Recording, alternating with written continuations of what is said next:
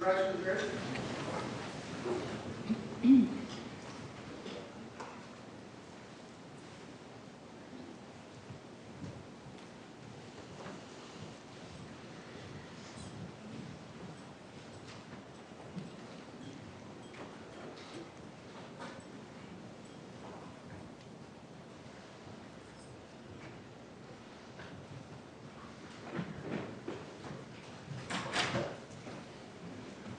Please be seated. The record will show the presence of the jury, the defendant, and all counsel. Ms. Arias, you are still under oath. Do you understand? Yes. Mr. Martinez, you may cross-examine the witness.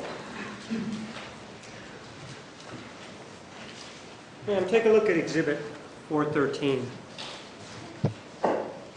You recognize that exhibit, correct? Yes.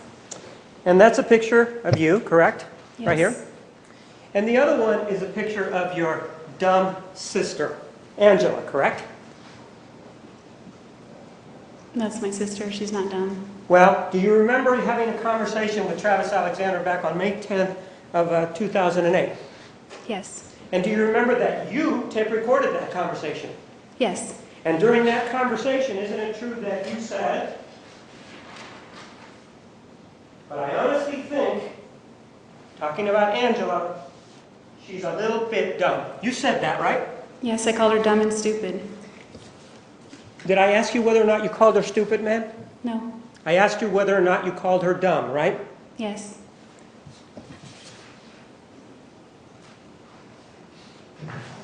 Ma'am, take a look at Exhibit 452.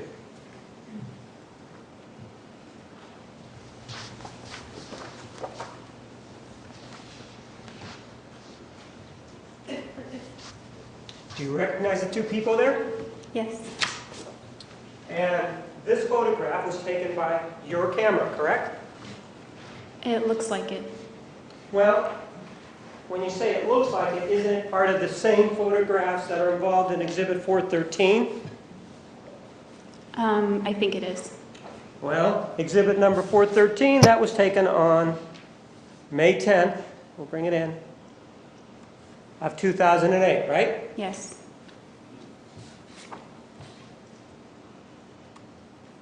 And this photograph here, Exhibit number 413, features the color of your hair, doesn't it? Yes. Exhibit 452 also features the color of your hair, doesn't it? Yes, a different part of my hair. And this was taken sometime in May of 2008, correct? This exhibit? No, exhibit number 452. I only remember it was the spring, I think. Of 2008? Yes. I move for the admission of exhibit 452. Objection, lack of foundation. Council approach.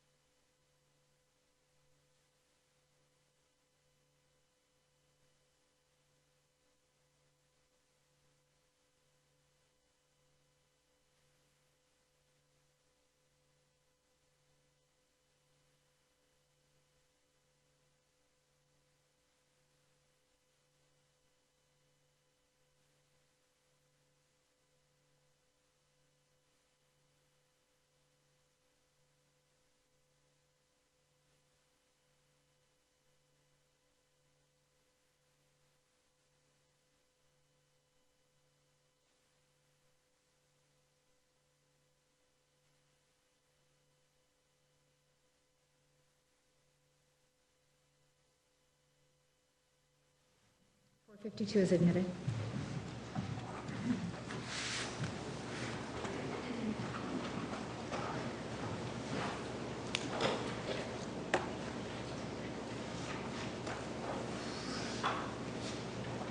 Ma'am, take a look at the back of exhibit 452. It contains a date on there. Does that date refresh your recollection as to when this photograph was taken? Yes. And what date was this photograph taken? 5 days later, the 15th of May, 2008. And with regard to this photograph, It also features you. And it also features your sister, the one that you also said was stupid, correct? Yes. Now, with regard to this name calling, one of the things that we heard through a text message was that you were upset at some point because Mr. Alexander said that you were going to turn out like your mother, or you were acting like your mother. Do you remember that text message, man? Yes. And in that text message, there was this indication that somehow he was saying something bad about your mother, right? Yes. And when you testified, you seemed to get pretty upset about that, right? I remember getting emotional. And you indicated that you loved your mother, right? I do love my mother, yes. Did you or did you not indicate that you loved your mother? I'm not asking you if you love your mother. I'm asking you if you indicated it. I don't remember. Do you have problems with your memory, ma'am? Sometimes. So you can tell us, for example, what kind of coffee you bought at Starbucks back on June 3rd of 2008, but you can't tell us what you said yesterday or the day before? I always got the same drink at Starbucks. And you can tell us, for example, what type of sex you had with Mr. Alexander many years ago, but you're having trouble telling us what you said a couple of days ago? When I'm under stress, yeah, it affects my memory. I thought you said the relationship with Mr. Alexander was very stressful. Some of the sex wasn't. Pardon? Some of the sex wasn't. So you did enjoy the sex then, is that what you're telling me? At times I did.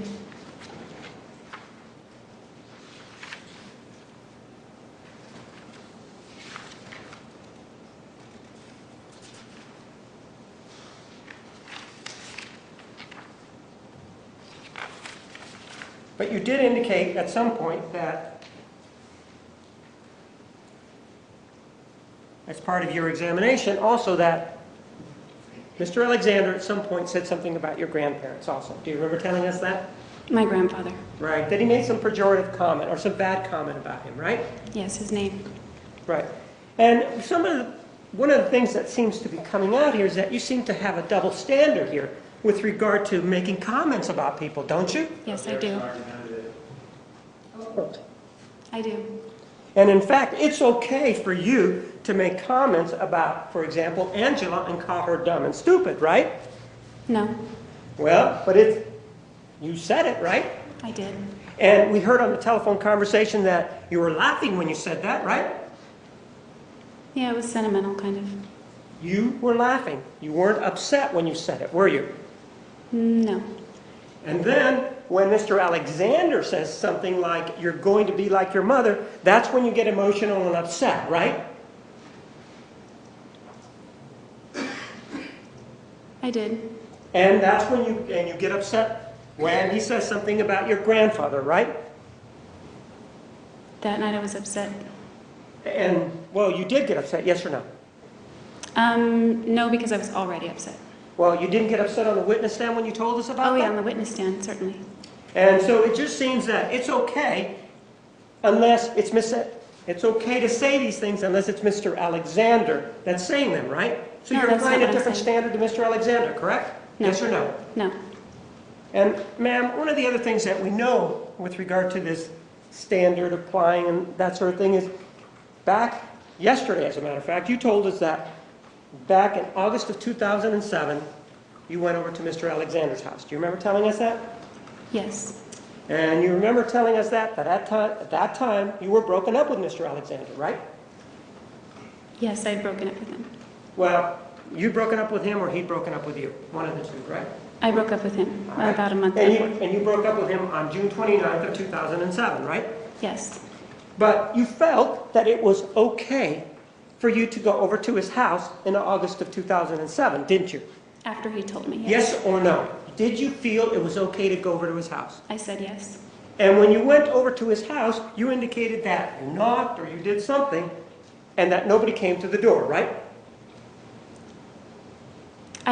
I went to his house a lot in August, so it depends on the Ma'am, incident I'm you're talking referring about the to. incident that you told us about yesterday. Do you remember the one that you related that involved the killing? Do you remember telling us about that? I did not knock.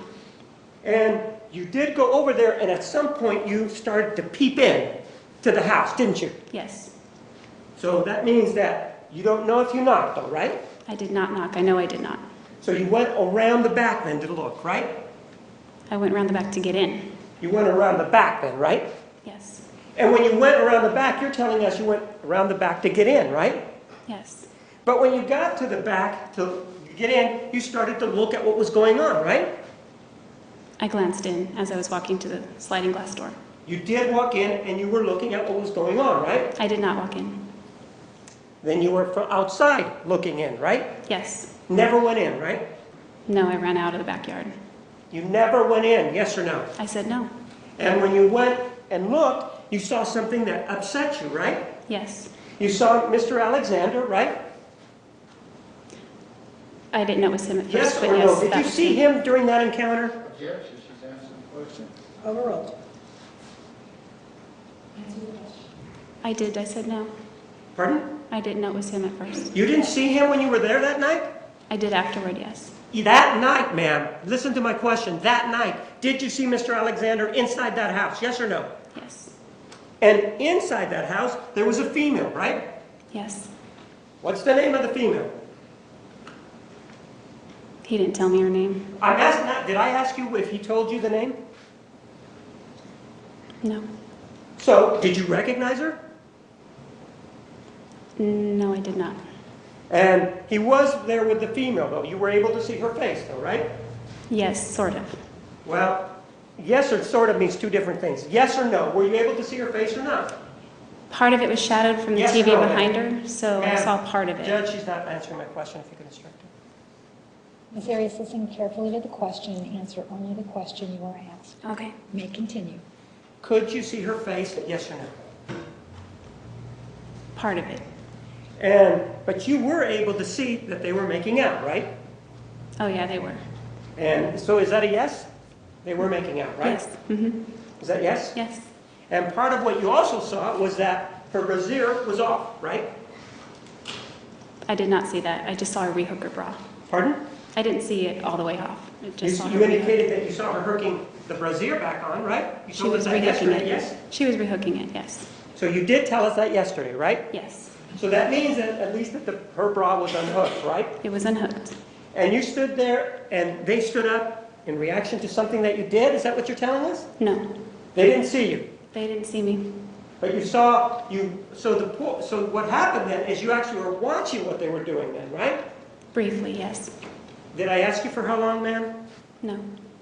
I asked you if you stood there and watched them, right? No. You didn't stand there and watch them? I didn't stand there. I saw it and then I turned and ran out of the So backyard. but you saw enough to know that they were kissing, right? Yes. You used the term making out, didn't you, yesterday? Yes. You were there long enough to see that one of the individuals was Mr. Alexander, not his roommates, right? Yes. You were able to see that it was a female, right? Yes. You were able to see that the bra was unhooked, right? Yes. And the lights weren't on, right? There was a light. Well, didn't you indicate that it was like a TV kind of light? That light. Yes. Right? So there wasn't a light, there was a television that was on, right? That's light. Ma'am, was it a light or was it a television that was on? It was light from a television screen. So are you saying that it was the television that was on then? Yes. And from that light, you were able to make all of this out, correct? Yes. No other light was on, right? Not that I recall. And then you decided to leave, right? Yes. And this was at the point that you were living very close to Mr. Alexander, right? No. Well, you were living within 10 miles of him, weren't you? I was living by Greenfield and Broadway. I don't know the length. How long would it take you to drive that? About 15 minutes, depending on traffic. And after you saw this, one of the things that you did was that you took off, right? Yes. And then you thought about it, right? Of course. Mhm. And you felt strongly enough about this that the next day you called your father, right? I called my parents' house and my dad Yes or answered. no, you spoke to your father. I did speak to him. And you were crying, right? Yes. And you were upset about this, right? Yes. And you told him why you were upset, right? Yes. I thought you said before that you didn't discuss these issues involving you and Mr. Alexander. Not typically. Not typically. You said you didn't yesterday and all the days before. You remember telling us that? The violence, yes. Oh, I see. So, but you did discuss the fact that you saw him kissing with somebody else with your father, right? Yes. And as a result of that, you decided to go talk to Mr. Alexander about it, right? Yes. What in the world gave you the right to go talk to an ex-boyfriend with who, according to you, you'd broken up with?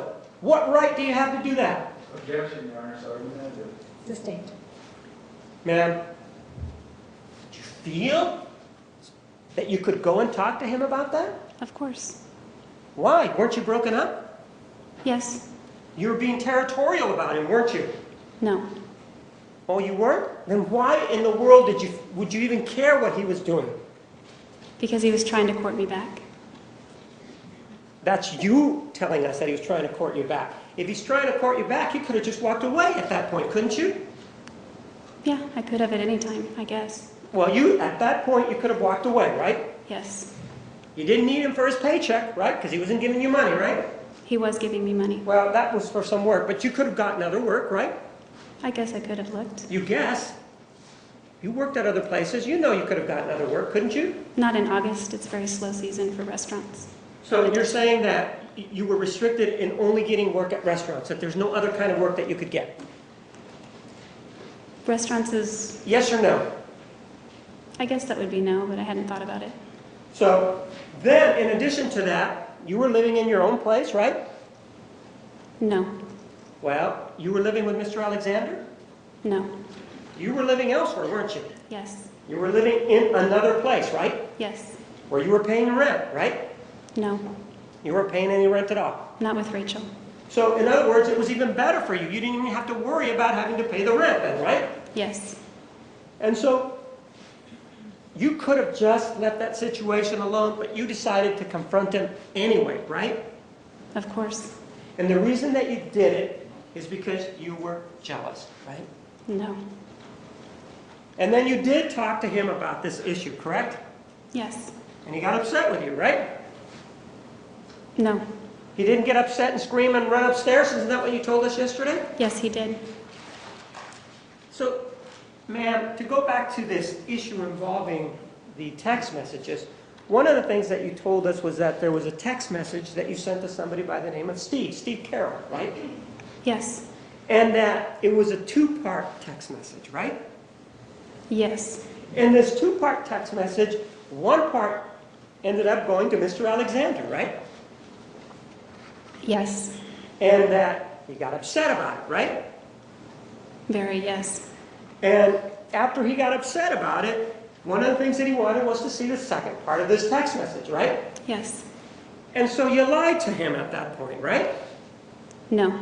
Well, you fabricated a second text message, didn't you? After that point, yes. So, are you telling me that fabricating a text message is not a lie? No, I'm not saying that. So you did lie to him, Mr. Alexander, right? Objection, ask and answer.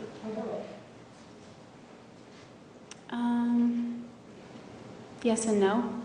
So you think that sending him that text message and telling him this is the second part of the text message, that's not a lie even though you fabricated it? That part was the lie.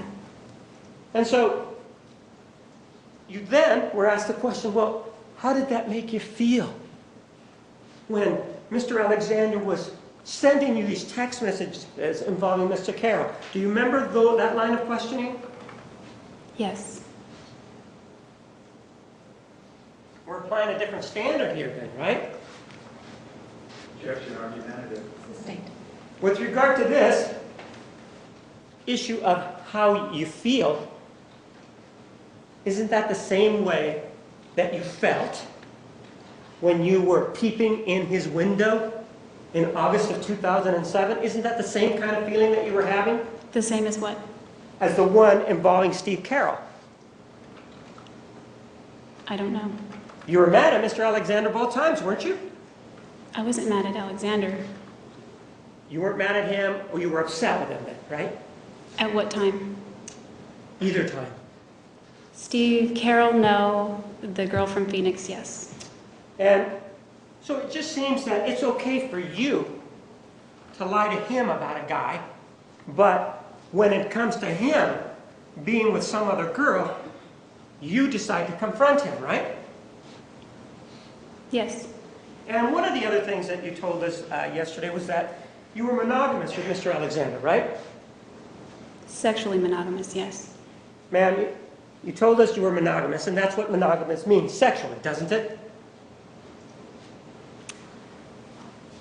I think it means more than that sometimes. Well, in this case, monogamous means sexually, doesn't it? Objection, this characterizes her testimony. Restate your question. When you say monogamous, it means sexually, doesn't it? Which time? The time that we're talking about right now, involving Mr. Alexander, no other time. Our relationship evolved, so... I'm not asking you if it evolved. At the end, right when you killed him, you indicated that you were monogamous with him, right? Yes. And at that time, you then left the killing scene, if you will, and you went up to Utah, right? Yes. And when you went up to Utah, ma'am, you ended up with somebody by the name of Brian Burns, right? Yes. And you ended up in his bed, right? I think it was a love sack. Okay, and with regard to at that point, according to you, Mr. Alexander still wasn't dead, was he? It wasn't discussed. Well, did I ask you whether or not you discussed it with Mr. Burns? I didn't, did I? I wasn't talking about Mr. Burns. I'm asking you at that time, didn't you tell us yesterday, at the time that you went up to Utah, you weren't sure if he was dead? Do you remember telling us that? Not in Utah, from the Hoover Dam, or right before the checkpoint. So, when did you know that he was dead? Tell me that.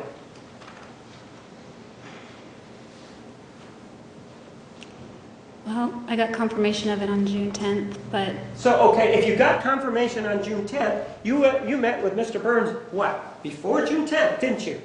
yes. You met him on the 5th, right? Yes. And so at that point, you didn't know, according to your own story, that Mr. Alexander was dead, right? I guess I knew. I wasn't accepting it. You either knew or you didn't. Which one is it, ma'am? Make up your mind, please. Objection, ask and answer. Ask another question. Did you know he was dead when you were Mr. Burns and he were kissing? Objection, ask and answer. This is the Overruled. question. Overruled. Yeah, I think I did. You think you did, but you're not sure at that point. It wasn't really in my own mind. I was out of my mind, sort of. So if you didn't think he was dead, if that portion of you didn't think he was dead, then it's okay for you, at that point, if you didn't think he was dead, to sort of roll around with Mr. Alexander then, with Mr. Burns. Then that was okay, right? I'm single. Right? Just like he was on August 7th of 2000, on August 8th of 2000, in August of 2007, right? Yes. So it's okay for you, then it should be okay for him, right? It was okay. Then why did you confront him the next day if it was okay? Because he was still courting me. I wanted to know where I stood. And so because of he was still, your definition, courting you, you felt that you deserved an explanation, right? Yes. Hadn't you just had intercourse with Mr. Alexander on the 4th of June? Yes. And if he was still alive, he would have deserved an explanation then for you being with Mr. Burns, right? No. Well, no, aren't we? You're applying a different standard here, aren't you? No. You're saying, one, it's okay for you to confront him about the situation, but not okay for Mr. Alexander to confront you, right? If he wanted to confront me, it would have been okay. Ma'am, with regard to the exhibit number 452, it does show you, right? Correct? Yes. And it shows again Angela, correct? Yes. It shows something else on there though, doesn't it? Doesn't it show your hand? Yes. And in fact, let me show you another close-up of that hand.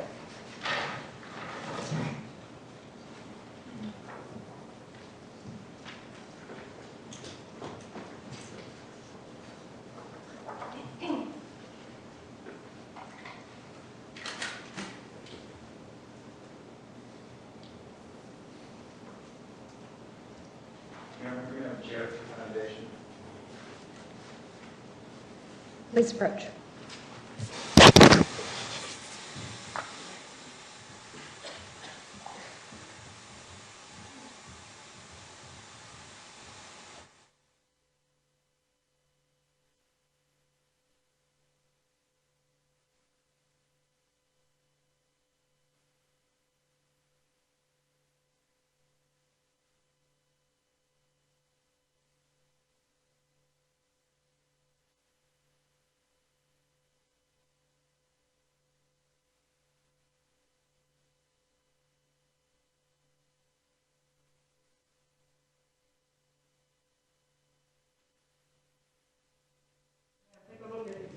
453, and then also take a look at Exhibit 452.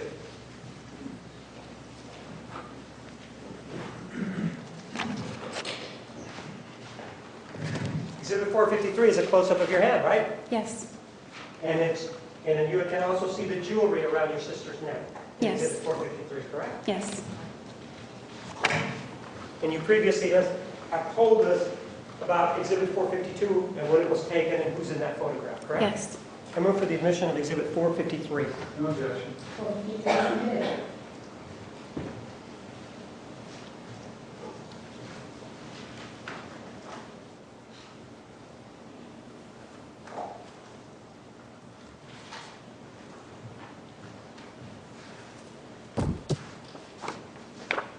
And ma'am, this was also taken, according to your testimony, on May 15th. Let's take a look at that, of 2008.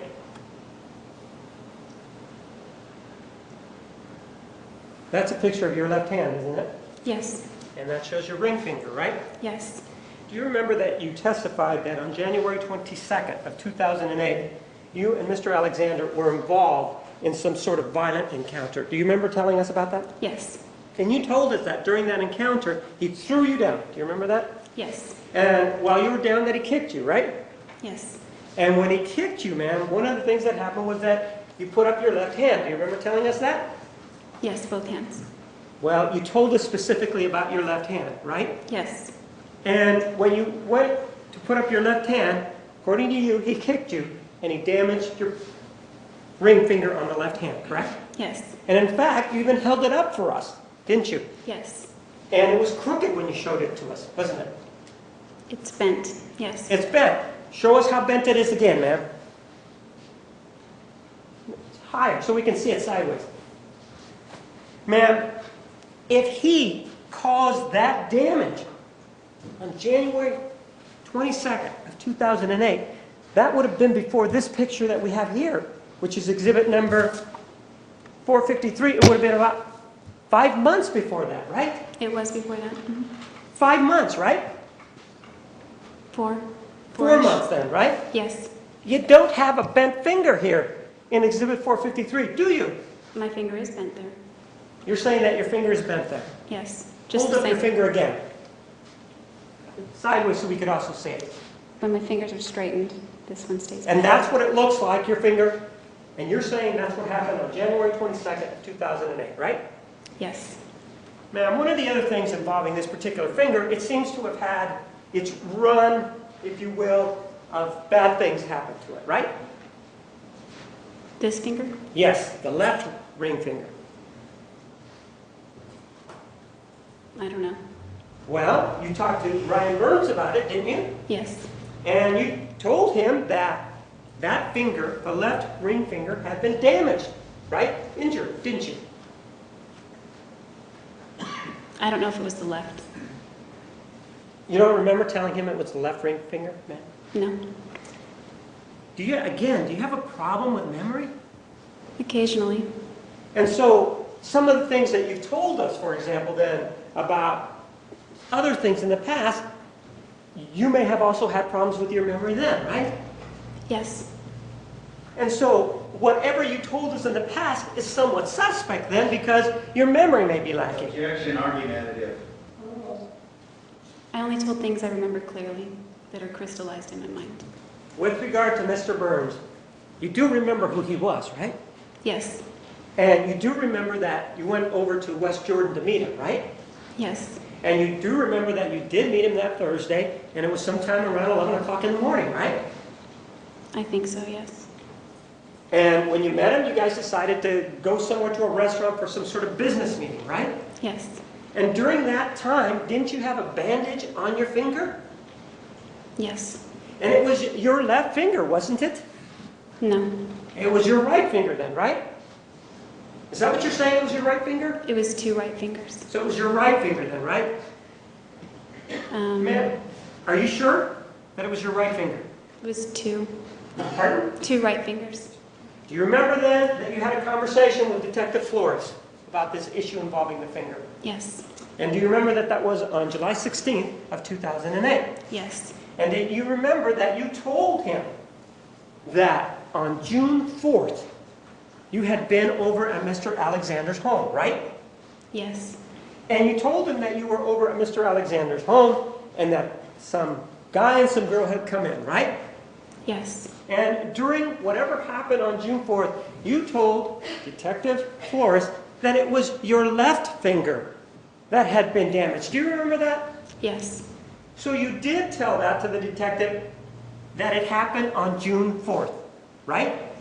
Yes. Does that then refresh your recollection, and we'll play it so that we know what we're talking about?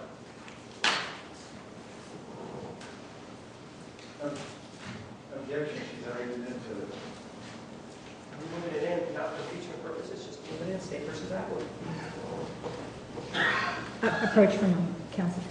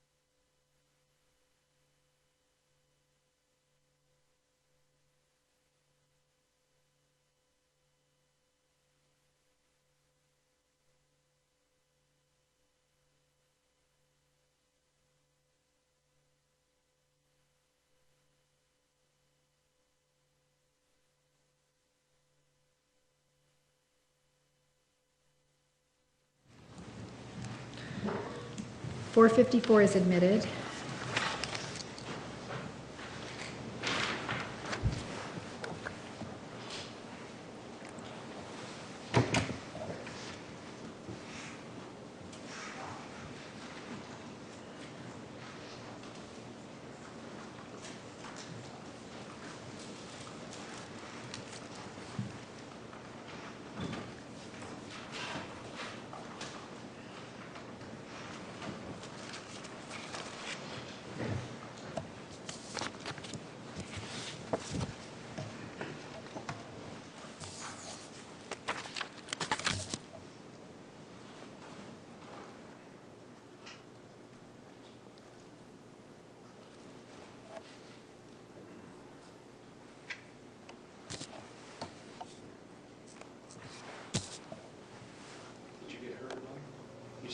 fighting with her.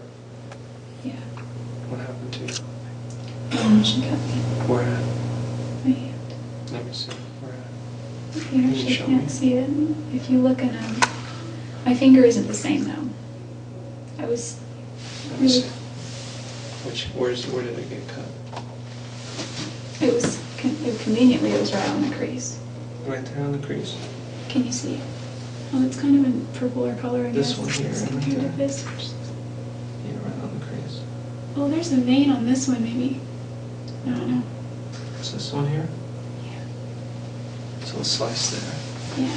Just a small one? Or was it pretty deep? I don't know how deep it was, but my finger hurt for a while. Okay, so like right in that crease that you, right, across both of them? Not my middle finger. It cut this one a little, but not as much. This is where it really went. I don't know how it happened that all these other fingers were missed, but this one, maybe that, I don't know. This one, like I still can't close this finger all the way. It's as close as it goes, whereas this one goes like that. Also, my CTR ring used to fit both fingers, and I can't get it on this finger anymore. So that cut pretty deep then? I guess if you feel it, squeeze it, it just feels like bone, like there's nothing abnormal there. But again, like my CTR ring slides right on this finger, and it used to slide right in off this finger, and I just can't fit a ring on here. Okay. It's a bigger size now. What about this hair? What's that from? That's my cat. Okay. I'm pretty sure. She scratches me on the house. That tape, or that videotape, right? Yes. And that's you having the conversation discussing the left ring finger, right? Yes. And you demonstrated to Detective Flores that left ring finger, right? Yes. And you told him that this woman, during this attack on June 4th of 2008, cut you right there, didn't you? Yes. And you showed him, and the finger, if we look at it there, had the same aspect or had the same angle to it that your finger does now, doesn't it? Yes. Ma'am, the injury to your finger happened on June 4th, 2008, not January 22nd of 2008, did it? That's not correct. Ma'am, with regard to the story involving this particular issue,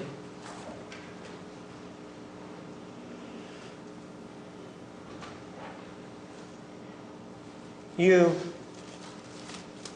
told us that it happened on January 22nd of 2008, right? Which issue? The left ring finger. Yes. You then discussed it, or there was this issue with Ryan Burns, right? Which issue? The cut finger. The cut finger, yes. And 2 then cut fingers. on July 16th of 2008, you discussed it with Detective Flores, right? Yes. One of the things that you told Mr. Burns was that you cut it at Margaritaville while you were working there, right? No, I did not say You never that. told him that then, right? I said at work. So you never told him at Margaritaville then, right? No, he said that. Right, but you never told him that you cut it at Margaritaville, right? No. You told him that you cut it at work then, right? Yes. And then when you spoke to Detective Flores, you gave him a different story. You didn't say that it was cut at work. You told him that it was cut some other way, right? Yes. And then you testified about it in this court, right? Yes. And you gave us another story of how this happened, right? No. Well, do you remember that you testified that you were at Mr. Alexander's home on June 4th of 2008 at the sink? Do you remember telling us that? Yes. And do you remember telling us that you dropped the glass in Mr. Alexander's house? June 4th, Whatever date you were there at Mr. Alexander's house. I broke more than one glass at his house. Ma'am, do you remember testifying yesterday about how you suffered this injury to your finger? Yes or no? Not this finger. No? Do you remember testifying that involving your finger, your left ring finger, yesterday, as a matter of fact, that was cut when you dropped a glass when you were at Mr. Alexander's house on the day that you killed him? I did not indicate my left finger. I said my Oh, so you finger. were saying it was your right finger that you cut in Mr. Alexander's house then, right? It was my right finger, yes. So, throughout this whole thing, Mr. Burns, when he indicated what finger it was. He was mistaken. Well, not he was mistaken. You're saying you never told Mr. Burns that it was the right finger that you cut, right? We didn't discuss which hand. Okay. So you never indicated to him in any way, shape, or form that it was the right finger. Objection, ask and answer. Sustained.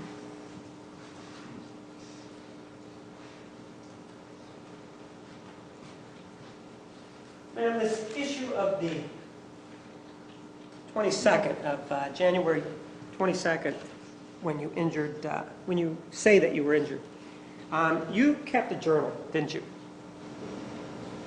You kept the journal, didn't you? Yes, I did. And you didn't write in it all the time, but you wrote in it some of the time, right? Frequently, yes. Frequently. And you were writing about what was going on in your life back in January of 2008, right? Yes. And you would write about things that were significant to you, right? Some things. Right. And in fact, with regard to this particular journal, you knew that you could almost write anything that you wanted in it because it was going to stay private, right? No. Well, ma'am, let me show you, or let me mark one of them as an exhibit.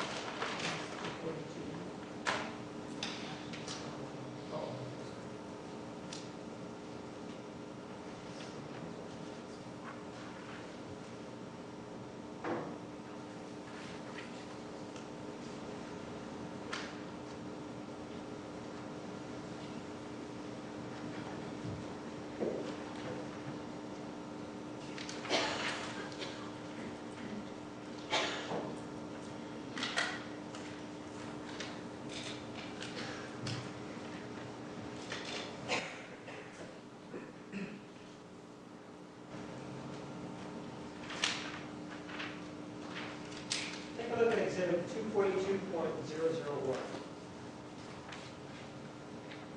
You recognize it? Yes, I do. And that's your journal, right? Sure is. Okay, that's that.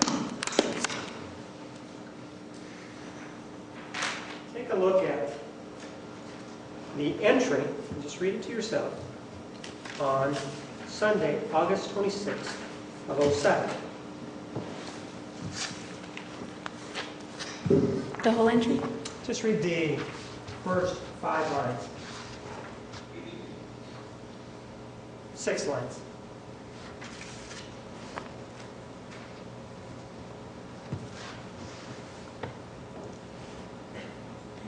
Yes. You wrote that, right? Yes. Take a look at exhibit number 455. Is this a true and accurate copy of those 5 or 6 lines? Yes. And you wrote that back on August 26th of '07, right? Yes. Let me have that back, please.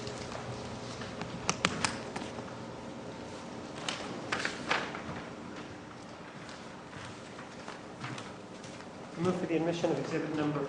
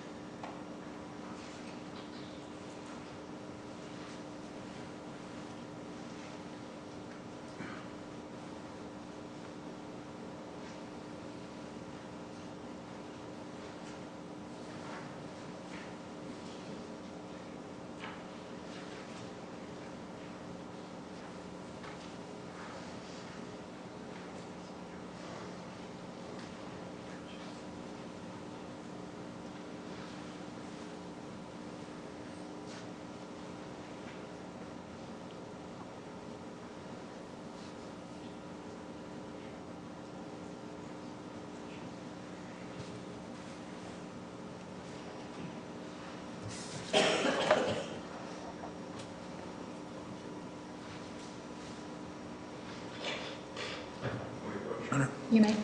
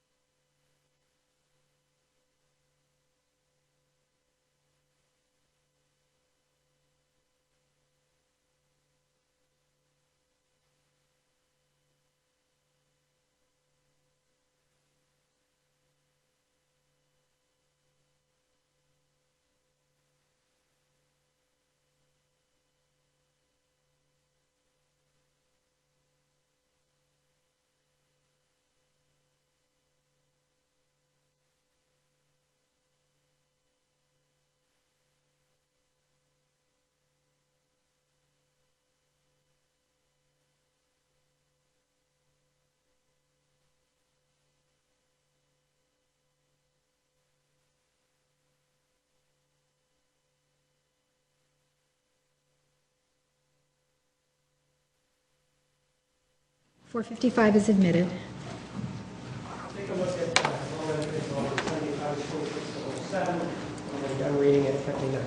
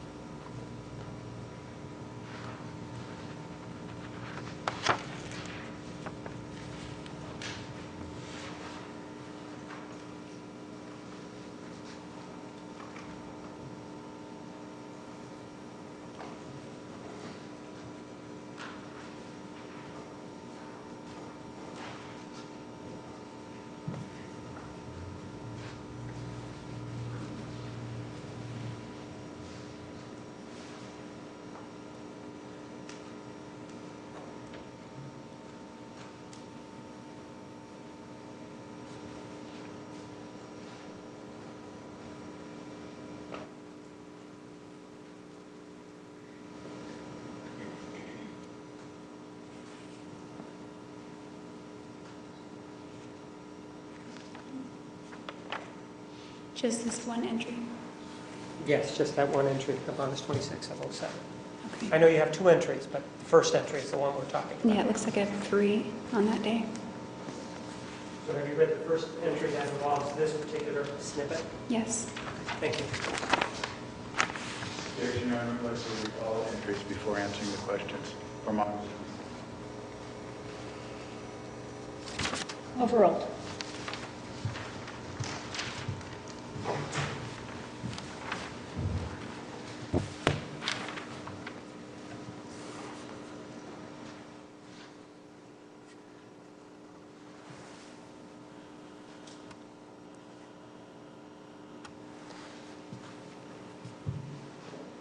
This journal and your journals were meant to be private, right?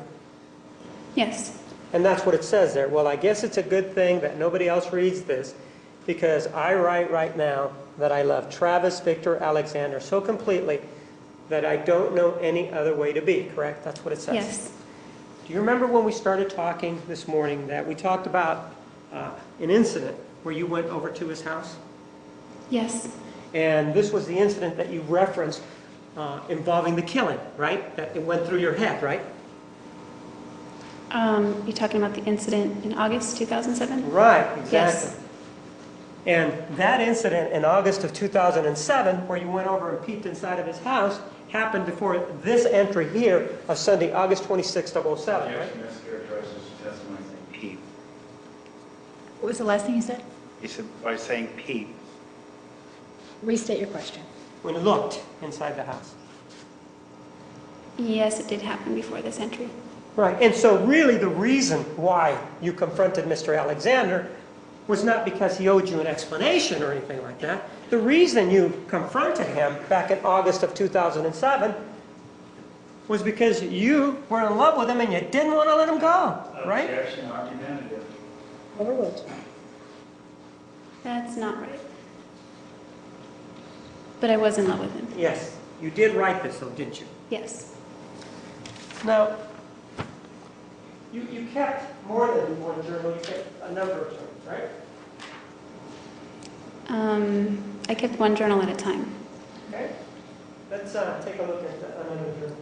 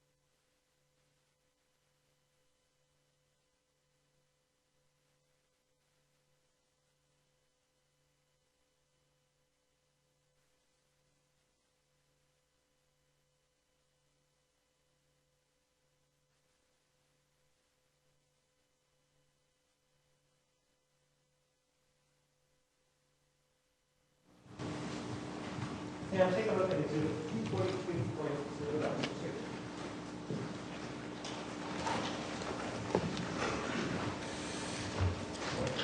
You recognize it, right? Yes. Why don't you open it up and look through it? Pardon? 2.002.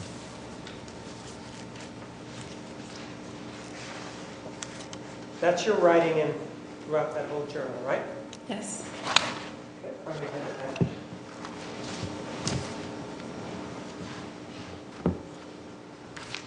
There is an entry for Thursday, January 24th, 2008, right? Yes. Let's just take a look at it. See that? Yes. Let me mark another exhibit for you.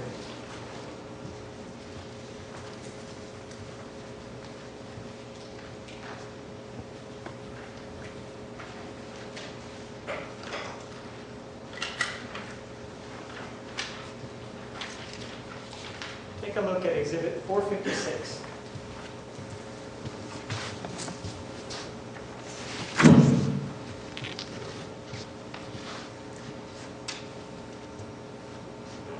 The exhibit that you have in front of you, that's the whole entry for January 24th of 2008, correct?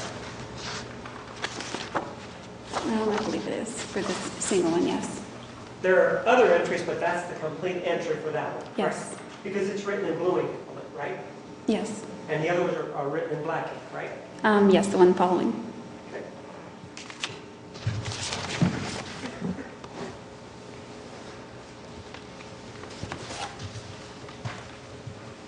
We move for the admission of exhibit number 456.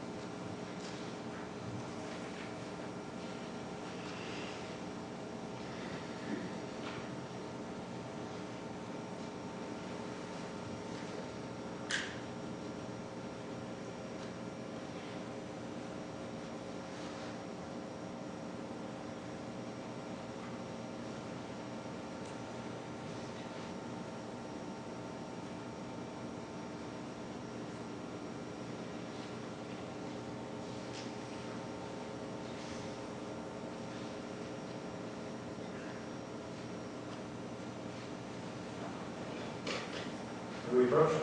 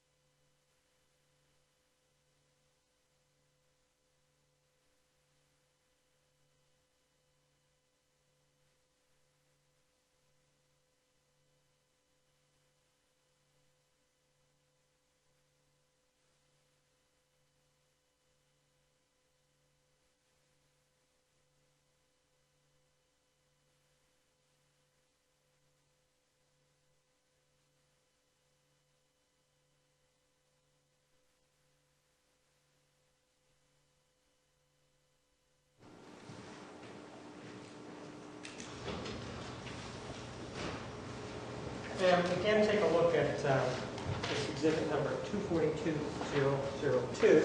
We talked about the entry of January 24th of 2008. Take a look at this journal.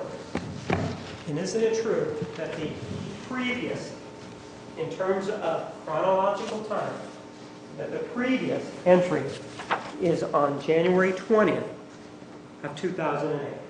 Yes. So there's a gap of 4 days between the time you wrote on January 20th and on January 24th of 2008, right? Yes. Nothing in between, correct? Not in the journal. I'm asking about the journal, ma'am. That's Is there correct. anything else in front of you? Ask and answer, Your Honor, and argumentative. Sustained. In the journal, ma'am, there are no other entries between January 20th of 2008 and January 24th of 2008, right? Yes.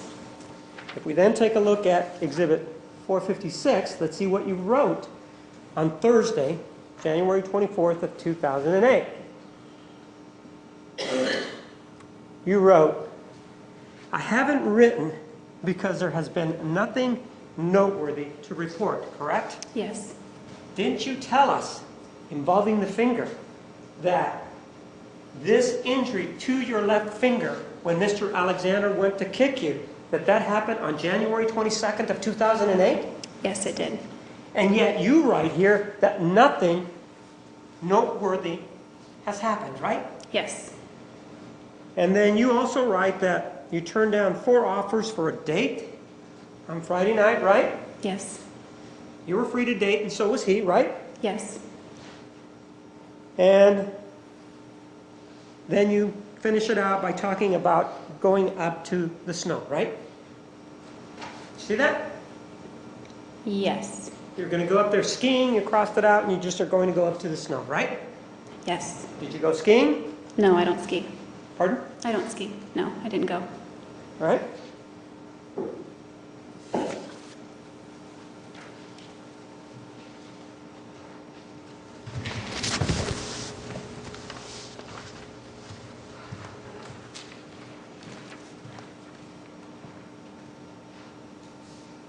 The entry of January 20th of 2008, take a look at exhibit number 242.002.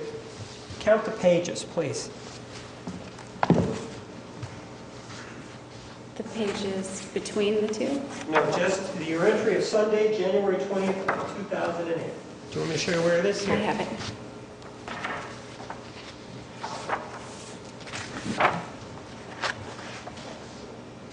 It's 4 and a few lines. And it starts on the lower left-hand corner with 3 lines if you count the date, indicating January 20th of 2008, right? Yes. And I'm sorry, I misspoke. It's 5 pages and a few lines. And in it, one of the things that you talk about is this issue involving Lonnie's baptism, right? I haven't read it. Can I read it? Sure, go ahead.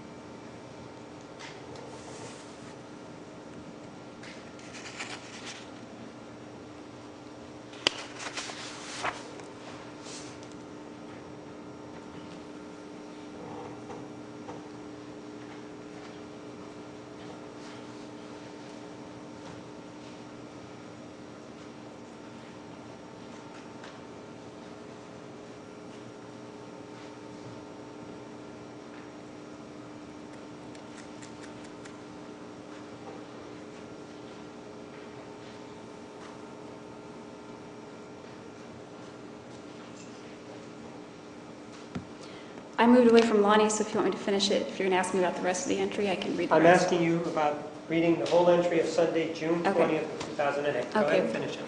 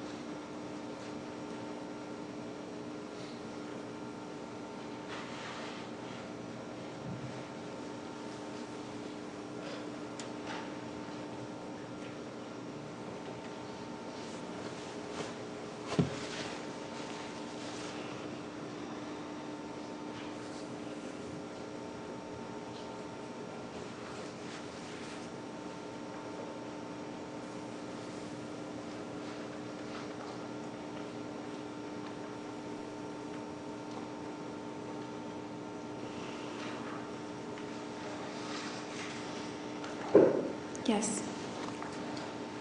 It does talk about Lonnie's baptism, right? Yes. And previously, when you testified, you indicated that the reason you missed Lonnie's baptism was because you and Mr. Alexander were involved in a sexual liaison, right? Yes. And this was a sexual liaison where the pop rocks and the Tootsie Pops were involved, right? That's I what have- you said, right? I'd have to reference dates. Well, why don't I show you a copy of the transcript then, if that refreshes your recollection as to what you told us on February 12th. I would appreciate that. All right, I will.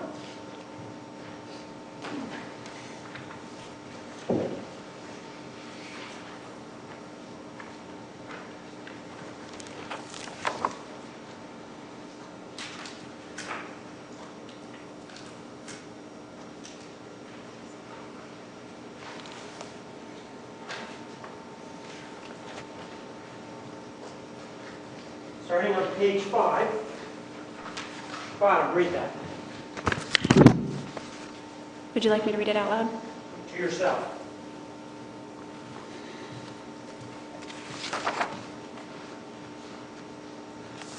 Just the highlighted portion? Nope, just keep reading it. Okay. Starting at the bottom, right? Right.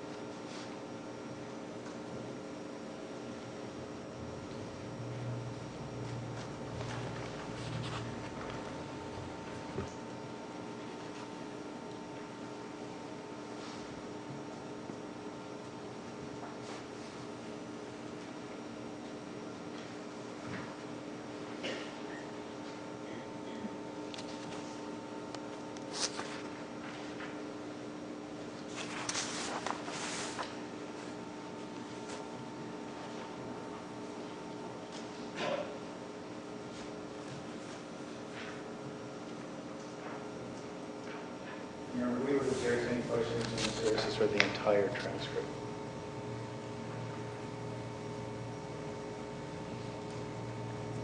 That's not illegal. I can respond if you want. It's not a legal basis. Approach.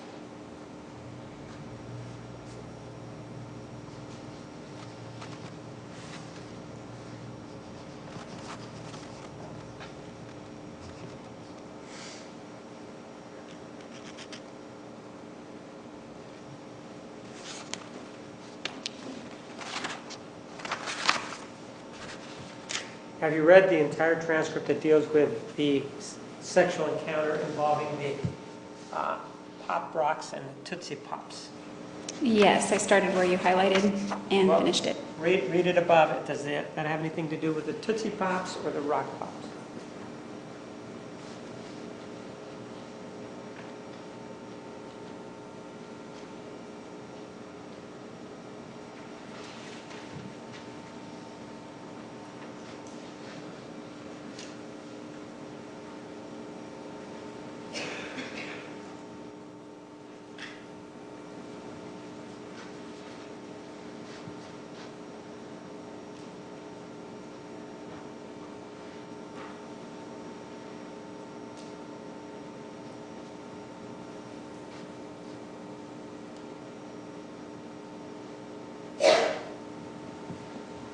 Okay, Does the upper portion have anything to do with it? Or no? yes.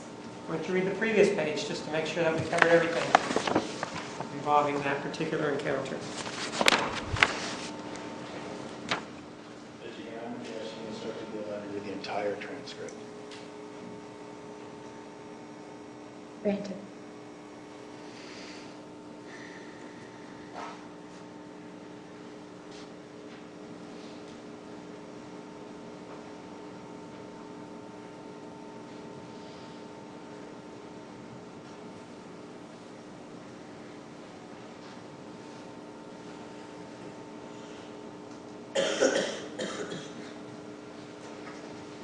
There's nothing about the Pop Rocks on this page. There is nothing before that, correct? Yes. Again, Judge, I'm going to fix the question.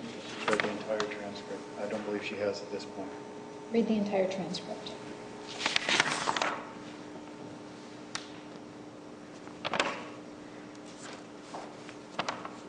I think that's the entire transcript. Irrespective of the date that we're talking about, whether it was January 20th or January 21st or January 22nd, you do reference the Pop Rocks and Tootsie Pops sexual incident by reference to Lonnie's baptism, right? Yes.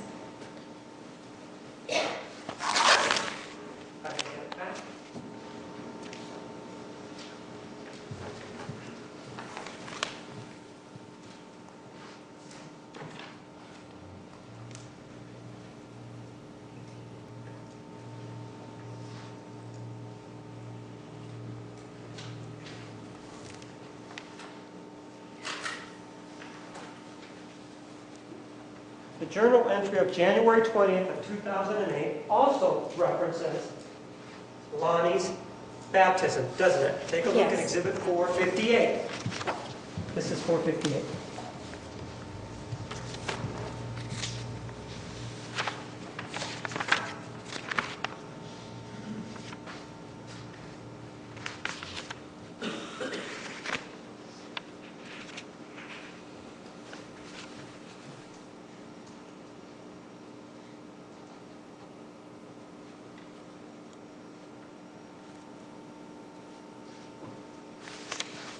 Yes. And that's a true and accurate copy in front of you, the excerpt of what's in your journal involving Lonnie's baptism and the sexual encounter, isn't it? Yeah, let me make sure I'm just referring to the same day in my journal. Well, let's take a look at it. Let me have that. The first entry is identical on the first page. That indicates Sunday, January 20th, 2008, correct? Yes, that's when I wrote the entry. Okay. Then, as we continue on, there is the entry involving the baptism, right?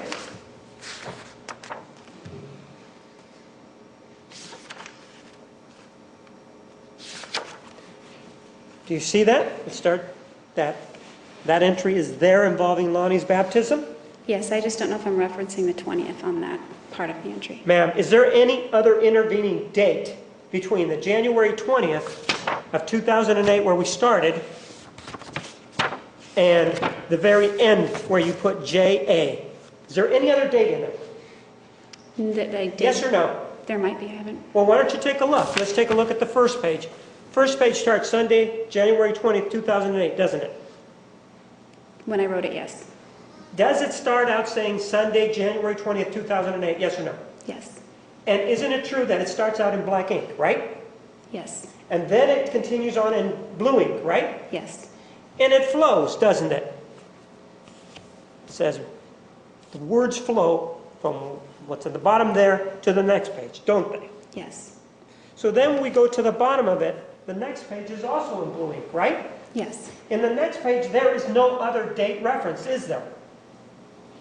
Objection, she says she needs to review it before she can answer the She's question. looking at it. Overruled. Maybe. Thank you.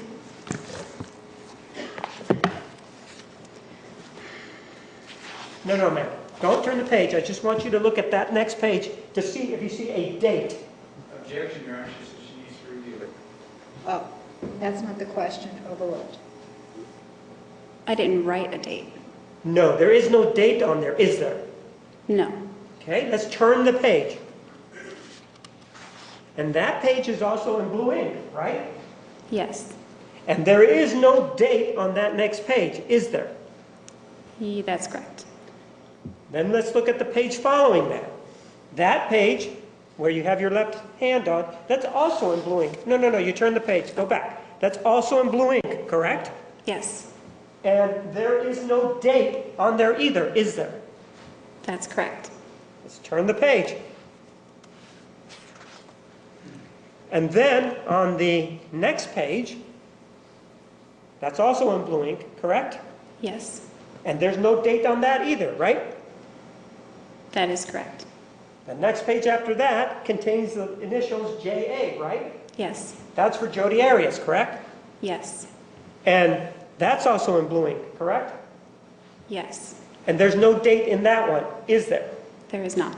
And if you turn the page, go ahead. There's an entry for January 24th of 2008, right? Yes. We can then go back, turn the page once. We're looking at the entry that says JA on it, right? Yes. We go to the previous page, the one that you're pointing to. It does start, if I may have it back, with a word that's in quotations, right? Yes. Exhibit number 458 includes that particular portion of the entry in quotations, right? Yes. Then if we go to the previous, at the bottom of the page,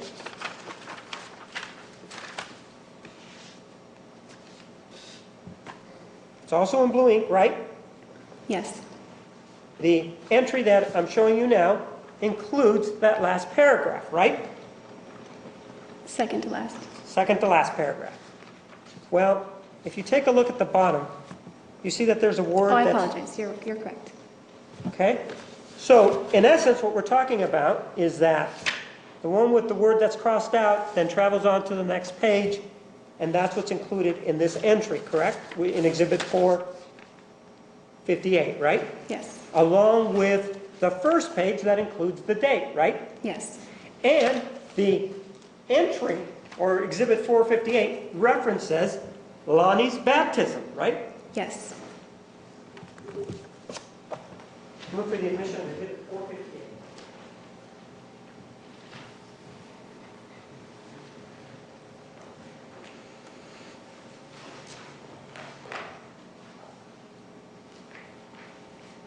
No, this is going to be several pages, but take the All right, you need some additional time. All right, ladies and gentlemen, we are going to take the noon recess at this time.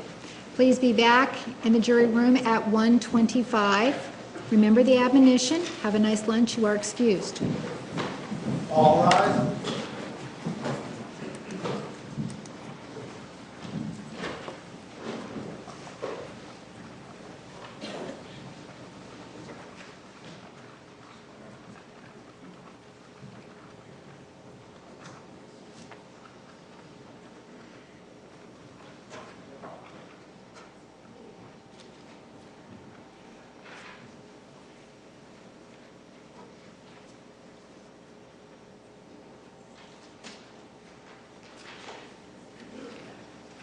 The record will show the jury has left the courtroom. Ms. Arias, you may step down. Mr. Nurmi, you need some additional time.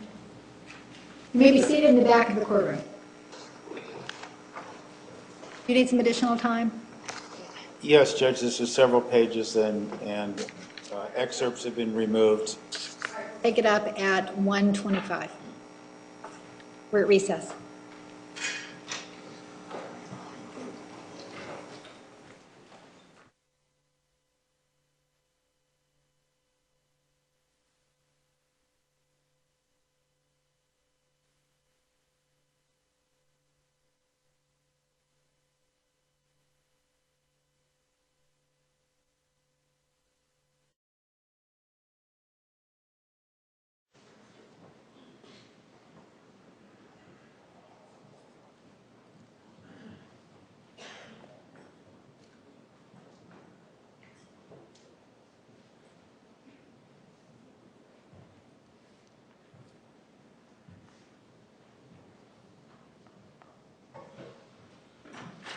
Please be seated. The record will show the presence of the jury, the defendant, and all counsel. Exhibit 458 is admitted. Mr. Martinez, you may continue with cross-examination. Ma'am, where we left off, we were talking about the issue involving the Tootsie Pops and the Pop Rocks, and that can be referenced involving somebody named Lonnie and their baptism, correct? Yes. And regardless of whether it happened on a Sunday or a Thursday, that's the same incident because you missed Lonnie's baptism, right? Yes. Exhibit 458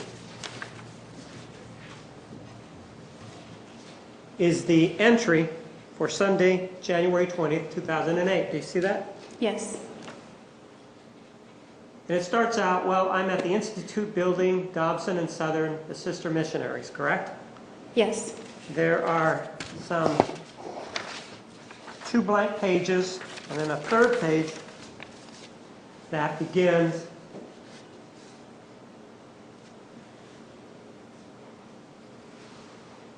and says, so I went to the church building and met with the sisters and gave them a ride to the Institute building where I am now, correct? Yes. That's part of the same entry for that January 20th, 2008 date, correct? Yes. There are no, in the whole body of that particular entry, there are no other dates mentioned, correct? There's another day reference, but not a date. I'm asking dates, aren't I? Right? It's implied. It is referenced. No, I'm asking dates. Do you see anywhere in those 5 or 6 pages another date? Yes. Show me where there is another DATE date in Exhibit 242.002.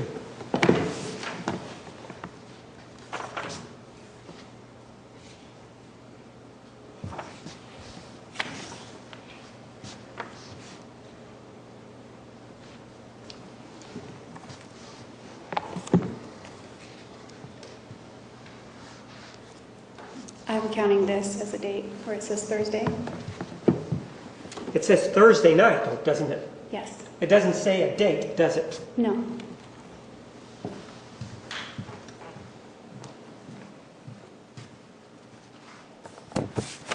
And we're getting to it when it says Thursday. That's at the lower right-hand corner of this exhibit number 458, correct? That's correct. And your testimony involving the Pop Rocks, exhibit number 457, does indicate that you thought it was a Thursday, right? Yes. You indicated previously that you were having trouble remembering it. Did this exhibit refresh your recollection? Yes. And so you're indicating I'm sitting with next to Sisters Knight, who's totally trying to read this, and Lonnie, who was just confirmed today, right? Yes. And that's the Lonnie that we've been talking about, right? Yes. He was baptized Thursday night, which is the date that is referenced in your previous testimony, right? Right. shame on me, I was, quote unquote, wrapped up in other activities that pulled me away from attending the baptism. And the reason that's in quotes is because you're trying to get across something else other than being wrapped up, right? Yes. You're trying to get across that this involved a liaison or a sexual liaison with Travis Alexander, right? Yes. And you said namely work, but then getting prepped to go to Travis's house for the night, where we explored every naughty fantasy we could conjure up in our fruitful imaginations that we haven't already fulfilled with one another. I love him, I really do, right? Yes. And the fantasy that you're talking about involved the Tootsie Pops and Pop Rocks, correct? Part of it did, yes. Part of it, well, ma'am, this transcript that we talked about only talks about the Tootsie Pops and Pop Rocks, doesn't it? No, it mentions bubble bath. It mentions what? The bubbles. And the bubble bath is part of the Tootsie Pops and Pop Rocks, right? They were separate the same night. Same night. Is that how this reads, ma'am? The transcript, is that how it reads? I don't know if it reads that way, but Well, that's then what take it a is. look at 459, which is the partial transcript, and see if that's how it reads, that it's different. Different how? I don't know what you Well, the way you were trying to tell me that it was different, that it talks about a different sequence of events.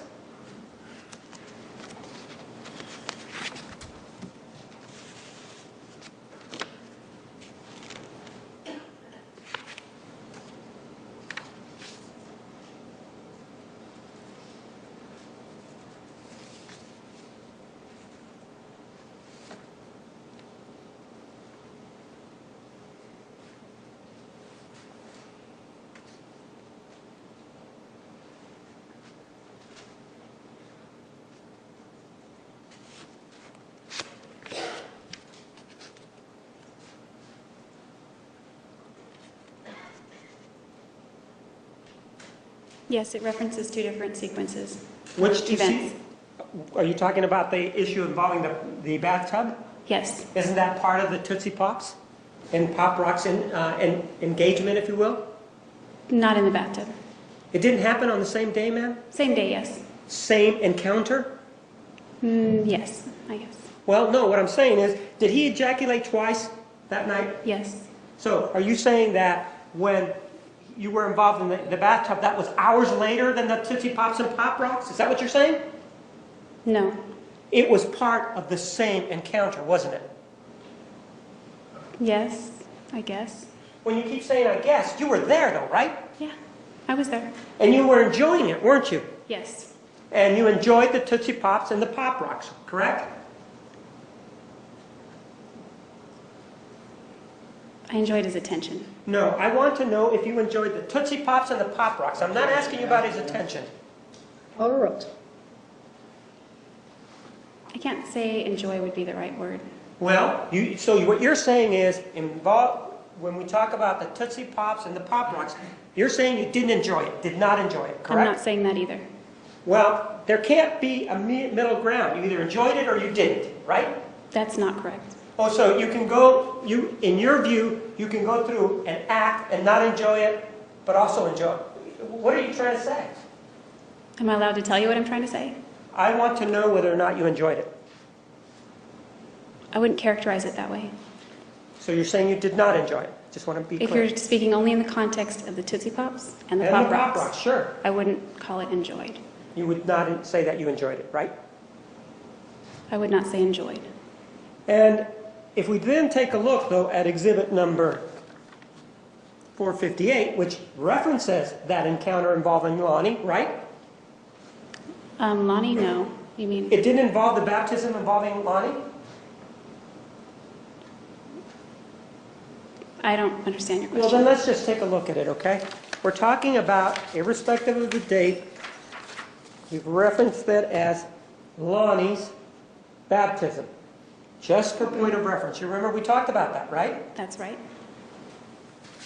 During this encounter that we've been calling Lonnie's baptism, there were some Pop Rocks and Tootsie Pops that were involved, right?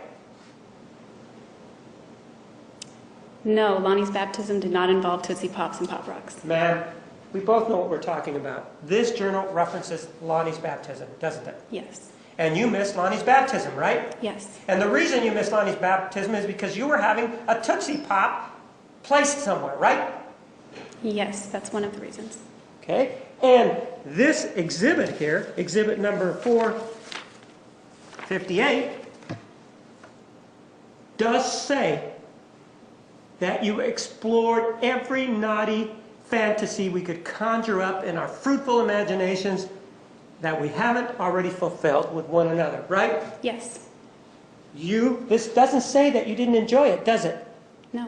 It does say you did enjoy it, doesn't it? I don't see the word enjoy in there. No, did I say the word enjoy was in there? Yes. You I said did it say said the I word was enjoyed enjoy it. there? It says you explored every naughty fantasy we could conjure up in our fruitful imaginations. You're saying that having a fruitful imagination, that's not enjoyment, is what you're saying, right? I'm not saying that. And you're saying that every naughty fantasy, that's a bad thing, right? That's what you're saying. I'm not saying that. Well, the Pop Rocks were part of this naughty fantasy, weren't they? Part of it, yes. And they were part of fulfilling your imaginations, right? His imagination, yes. Oh, so it wasn't, so even though you wrote it, he didn't write this, did he? I wrote it. That's right. And those are your words, right? Yes. And so even though you say, haven't already fulfilled with one another these fruitful imaginations and all of that stuff, well, that doesn't really mean what it says. Is that what you're saying? I'm not saying that. Well, it doesn't distinguish between Pop Rocks and it doesn't distinguish between Tootsie Pops, does it? No, it doesn't. And yet you're saying here that they are different, right? No, that's not what I'm saying. What you're saying goes against what's written there, doesn't it? No, it does not go against it. Where? Show me here. Point it out where it says, I did not enjoy the Tootsie Pop encounter. Does it say that I didn't anywhere write there? anything like that in my journal. It doesn't say anything there like that, does it? That's correct. And it doesn't say anything there that you did not enjoy the Pop Rocks encounter, does it? That's right. And nothing prevented you from writing that in there, right? That's right. And you could have written anything that you wanted. It's not like you didn't have pens, right? Yeah, that's right. And you had enough space to write it because we know there was an entry after that, right? Yes. And it's a situation where you considered this to be a secret kind of thing so that if you wrote whatever you wanted there, you had a reasonable expectation that it would remain private, right? Reasonable. Which means you had an expectation that it would remain private, right? More hope. Well, you were living with another individual, I think you said Rachel, correct? Not at this date. Okay, where were you living? I was living at 9634 East Nido Avenue in East Mesa. Is that an apartment or were you renting a room? I was renting a room. And in that room that you rented, you kept this journal, right? Yes. So no one really had any authority to go into your room, right? That's not right. Well, are you saying that people in that house went through your journal? Is that what you're saying? I'm not saying that. So you did have an expectation that your journal would remain private there, right? While it was at home, yes. So you're saying that somebody broke in and looked at your journal? Is that what you're saying? No, because that would be at home. Well, you kept your journal at home, didn't you? I took it everywhere with me. And so what you're saying is if you went somewhere, it could have fallen into the wrong hands. Is that what you're talking about? Yes. You never reported to the police that your journal ever went. Anybody ever looked at your journal, correct? I don't think that's a crime, so no, I didn't. Well, ma'am, did I ask you if it was a crime? No, you didn't. Are you a lawyer? Do you know what a crime is and what isn't? I have a pretty good idea, but I'm not an attorney. And so if somebody broke into your house and read your journal, you're saying, you wouldn't report it because you wouldn't think that was a crime, right? That's right. Not the breaking and entering part, just the reading the journal part. Oh, so now you're drawing a distinction, but isn't this where this journal was kept most of the time? With you in your home? No, I misunderstood what you said. World. My understanding was that you were talking about if somebody was looking in my journal, if I would have reported that. No, I would not have reported somebody reading my journal to the police. Part of this encounter that you had involving the Tootsie Pops also involved braids, correct? Yes. And you have a definite opinion on the braids, don't you?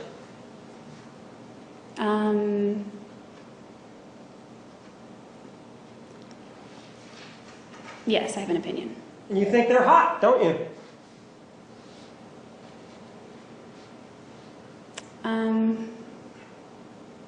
I guess. Well, no, you're the person that knows. We don't want you to guess. You think that the braids are hot, don't you? I think cute is more appropriate. Ma'am?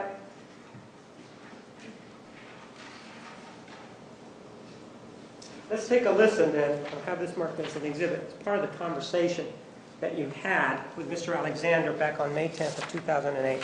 I'll mark it. I'll have you listen to it to see whether or not that is your voice and whether or not we're talking about the braids.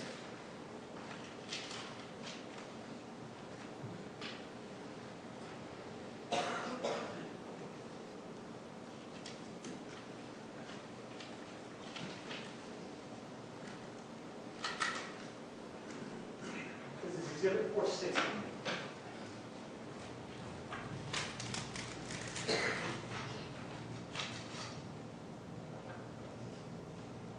Judge, has this been admitted?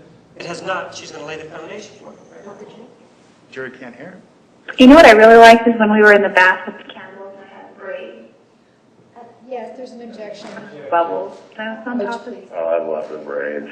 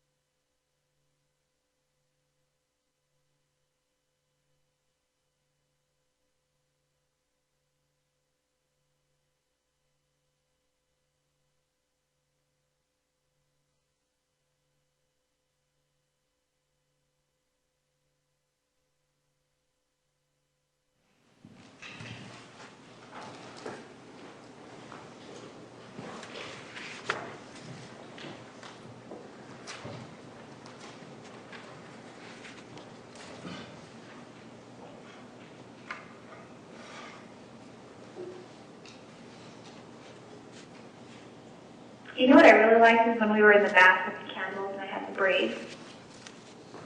And there were bubbles on top of. Oh, I love the braids.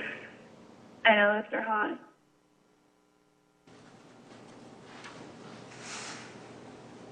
That was your voice, right? Yes. And you're talking about braids, right? Yes. And you're talking about how much you like them, right? Yes. And you're also saying that they're hot, right? Yes. And this encounter involving the Pop Rocks and Tootsie Pops also involved braids, right? Yes. So you enjoyed those braids, right?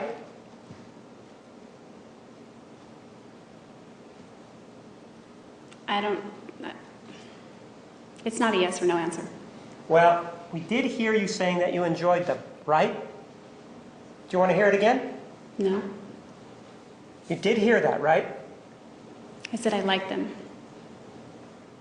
When you say that you like them, isn't it true that that means that there's something that's enjoyable? Yes. Right? And You also said that they were hot, right? Yes. So during your sexual encounters with Mr. Alexander, if you wore braids, you thought they were hot and you liked them, right?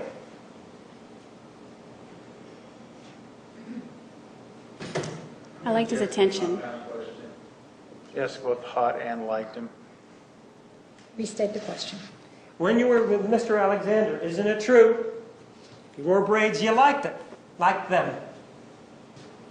Yes. And with regard to the braids, isn't it true that when you were with Mr. Alexander, you thought the braids were hot? Okay. Oh, no, I'm not asking for an okay. I'm asking for you to tell me the truth. What is it that you believe? I believe that he thought it was hot, so it was hot. So what you're saying here with regard to exhibit number 460 and that telephone call that was played during your direct examination, you're saying you lied? No? Well, you want to listen here when you say that they're hot? I just heard it. Right. And it doesn't say anything about you doing this for Mr. Alexander anywhere, does it? No, that's implied. It's implied. Let's listen to it and see where it's implied.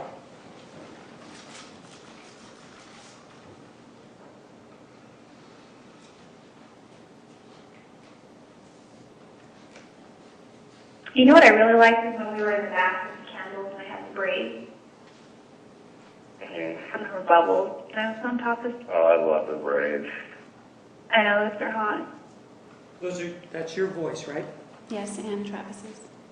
Did I ask you if that was Travis's voice, ma'am? I didn't know which voice you were talking about. Did I ask you if that was Travis's voice? No. We're talking about your voice. That was your voice, right? Yes. And you do say that those braids are hot, right? Yes. And you said it because you believed it, right? Yes.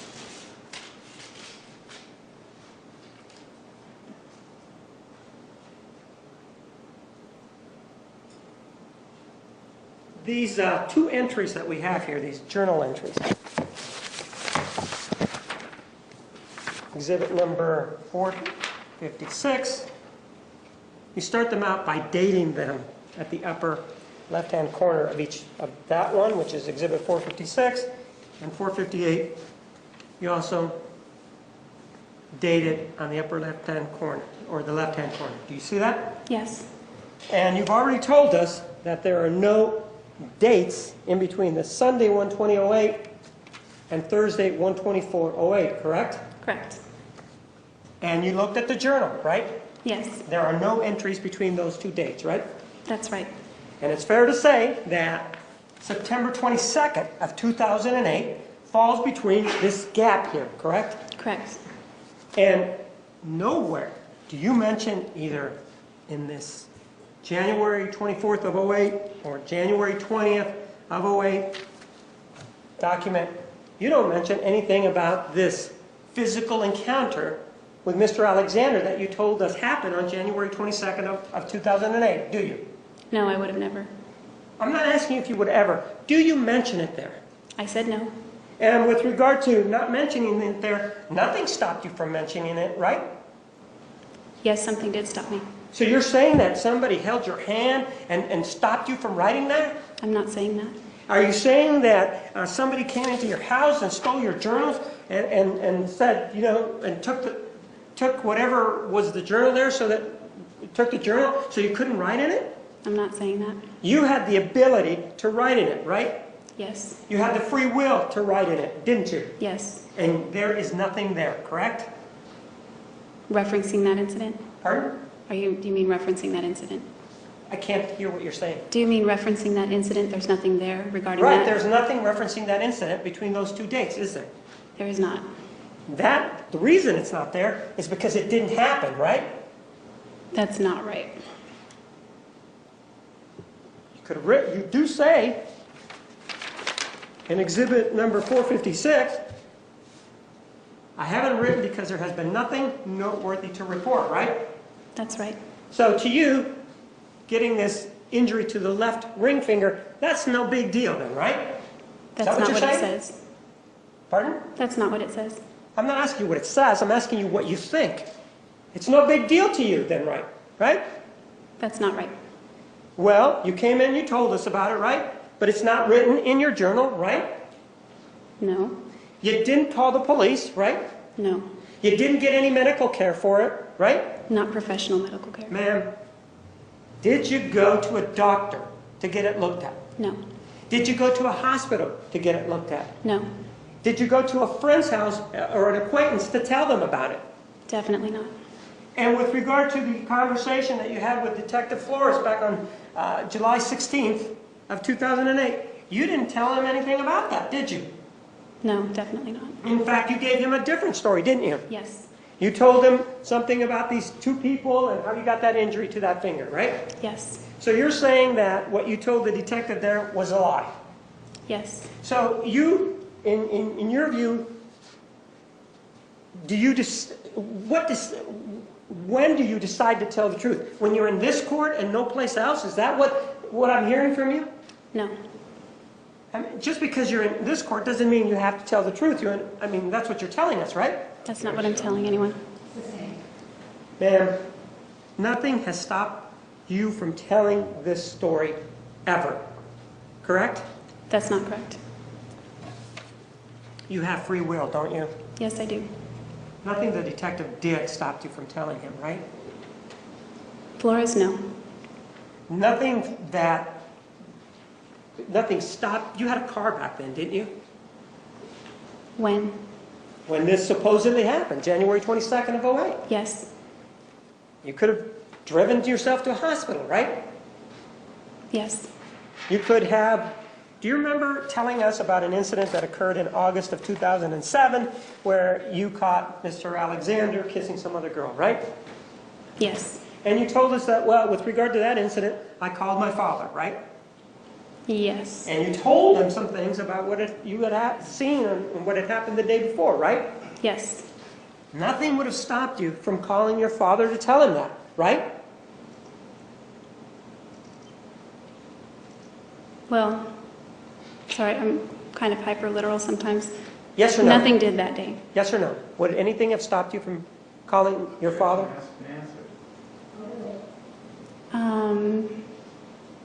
Maybe, but Well, ma'am, you didn't have any problem calling him in August of 2007 and complaining, did you? I did have a problem with it. He had to convince me to tell him. Well, you called him and you told him, right? Eventually, yes, I did. You called him and you told him, right?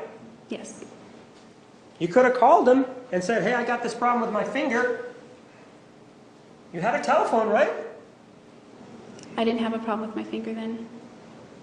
Well, I thought that you told us when you testified that on January 22nd of 2008 was when you had this finger injured by Mr. Alexander. Do you remember telling us that? Yes, January, yes. And so in January 22nd of 2008 or any time thereafter, you had a telephone, right? Yes. You could have called your father and could have told him, right? Could have, yes. But you didn't. I wouldn't have. No, I did not. And no one knew about this injury or this supposed or claimed injury to the little finger until after you killed Mr. Alexander, right? That's right. Ma'am, that was a significant day, January 22nd of 2008, correct? Yes. It was significant for a number of reasons, including the fact that you claimed that on January 21 of 2008, you caught Mr. Alexander masturbating to some images of boys, correct? I only saw one image. It was a boy. Ma'am, didn't you say that there were images? There were more than one? There were more than one image. I only caught a So quick was view there of more one than one image. image? I'm sorry. Was there more than one image, ma'am? Yes. Okay, but you only saw one, right? One clearly, According to yes. you. Mm-hmm. Is that yes? That's yes. And that was the day before this supposed thing happened on January, or where he had this violent issue with you on January 22nd of 2008, right? That's right. And if we go again to this entry here of 456, I haven't written because there has been nothing noteworthy to report. That's what you wrote, correct? Correct. The way you explain it to us here, this issue involving this claimed issue involving Mr. Alexander, that's pretty noteworthy, isn't it? Not for my journal, but Is it yes, noteworthy? in reality, I guess it is very noteworthy. It's noteworthy to you, isn't it? It is today. It's noteworthy to you, isn't it? I already answered your question. And the answer is yes or no. Yes. And it's so noteworthy to you that you waited until after you killed Mr. Alexander to tell anybody about it, right? I waited years. The answer is, did you wait until after this prosecution started, after you were charged, to tell anybody about it, correct? Objection, ask and answer. Overruled. Yes, I waited years. And ma'am, one of the things that the way you made it sound was that he had a problem, right? He did have a problem. That's what you claim, right? That's the reality. That's what you claim, correct? Okay, yes. When back then there was this problem, did you call, for example, the way you made it sound is he had this huge problem. Did you call, for example, Child Protective Service? No. I mean, you made it sound that there was such a big problem that he even went and spent the night somewhere at a friend's house and they had a child, and that concerned you. Do you remember telling us that on direct examination? Yes. And yet, you didn't go to that person and tell him, hey, he's got this issue, did you? No. You didn't go to the police department and tell him anything, right? No. You chose to keep that allegation until about 2 years ago? Is that right? I think it's almost 3 years ago at this point. No. I think it was almost 3.5, 4 years ago at this point. Pick a year. What year did you disclose? 2009 was when I first And told somebody. you were arrested back in July of 2008, right? Yes.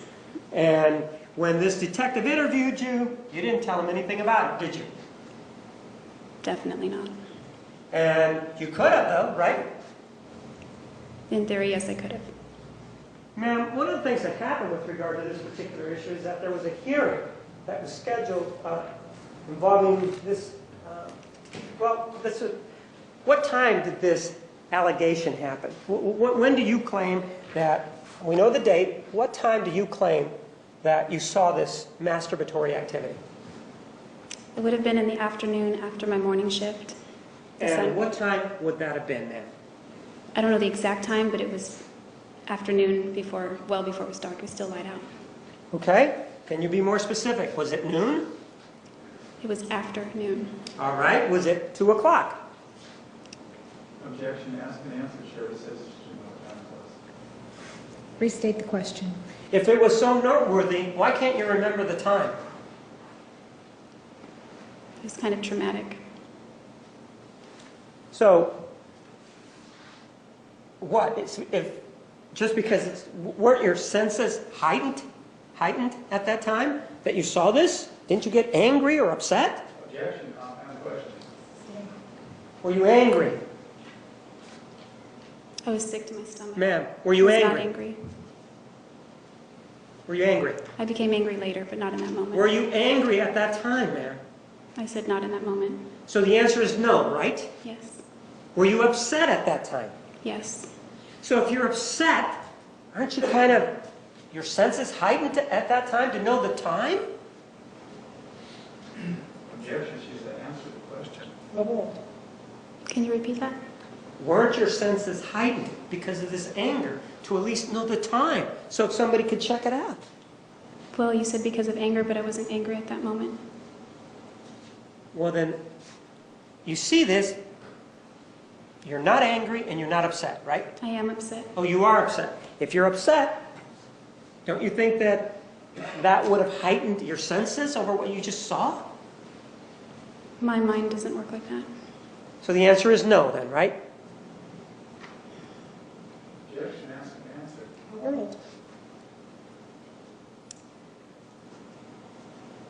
It kind of moved in slow motion, so if that's heightened... Is it yes or no, ma'am? It's kind of a matter of opinion. I don't know.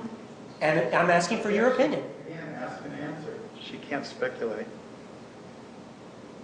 Overruled.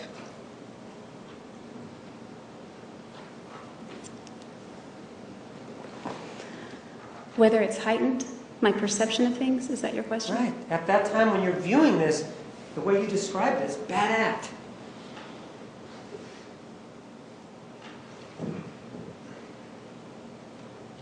Well,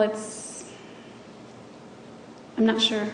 I mean, it's something I'm never going to forget, but I wish I could.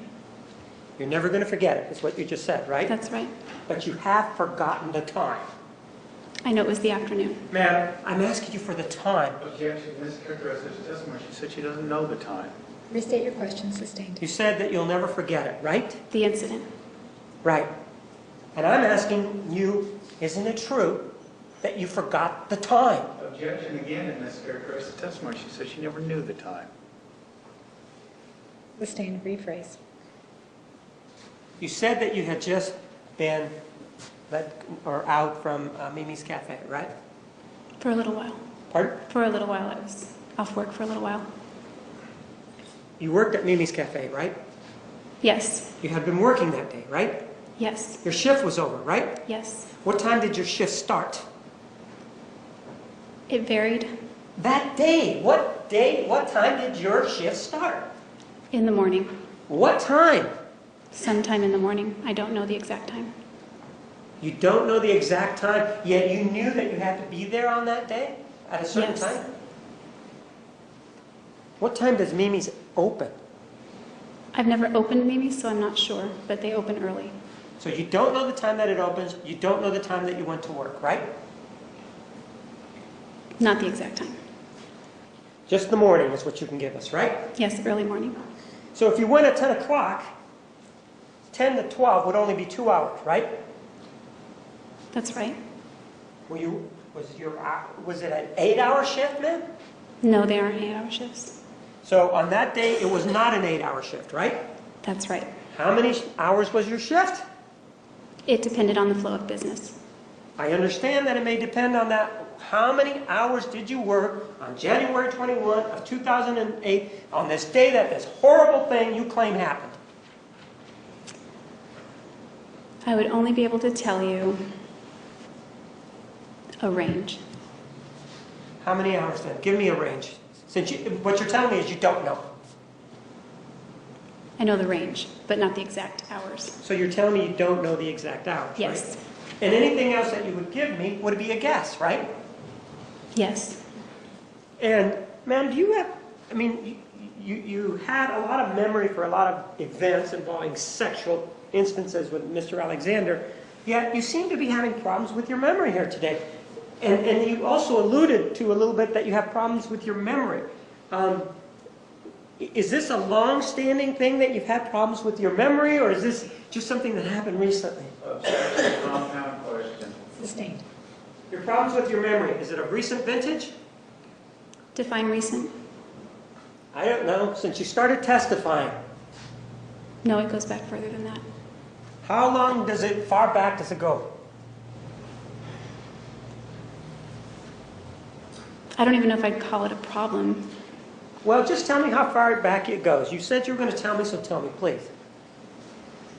How far back what goes? We're talking about your memory problem, right? I don't know that I'd really call it a problem. Okay. I don't remember every single thing that's ever happened to me in my whole life. Ma'am, your memory issues. We're talking about those, right?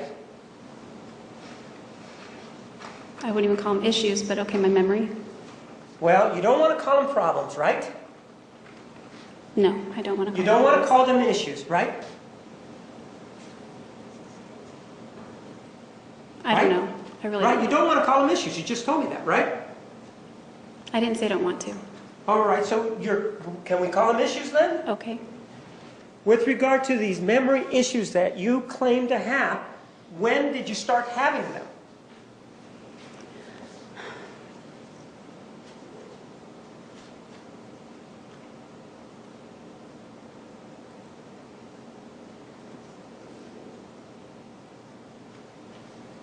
It depends on the type of memory issue. If it benefits you, you have a memory issue? Objection, argumentative, Your Honor. Or if it hurts you, you have a memory issue? Objection, Your Honor. Sustained. Well, When it hurts, sometimes I ma'am, there's no question right now. You say that you have memory problems, but it depends on the circumstance, right? That's right. And give me the factors. I don't want to know about a specific circumstance. What factors influence your having a memory problem? Usually when men like you are screaming at me or grilling me, or someone like Travis doing the same. So that affects your memory problems, right? It does. It makes my brain scramble. So you're saying that it's basically what you're saying is Mr. Martinez's fault that you can't remember things that are going on. It's not your fault. I'm not saying that. You're saying that, isn't it? No, I'm not saying that. Is there something about a certain decibel of the voice that creates problems? Decibel, tone, content, sort of a combination of those factors.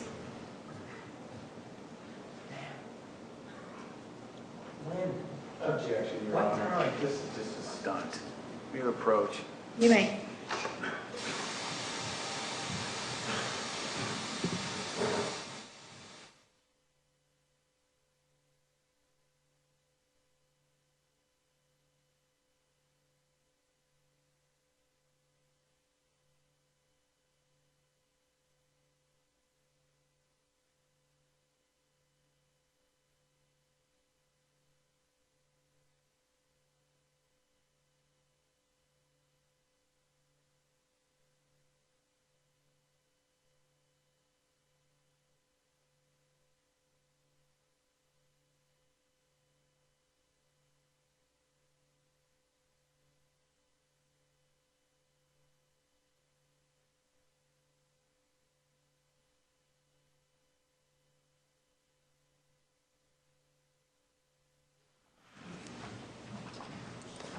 What time, ma'am, did you get off of work for meetings? In the afternoon? Well, hold on. Let me finish the question. What time did you get off of Mimi's on January 21 of 2008? Objection, answer, she's already said repeatedly she doesn't know the time. A time in the afternoon. Can you be more specific No. about the time? Why not? Because I don't think I was looking at my watch or my phone or any other clock. Where did you go after you left Mimi's? I went to Travis's house. You went directly to Mr. Alexander's house, right? That's right. And what time did you get over to his house? I'm sorry? Couldn't hear me?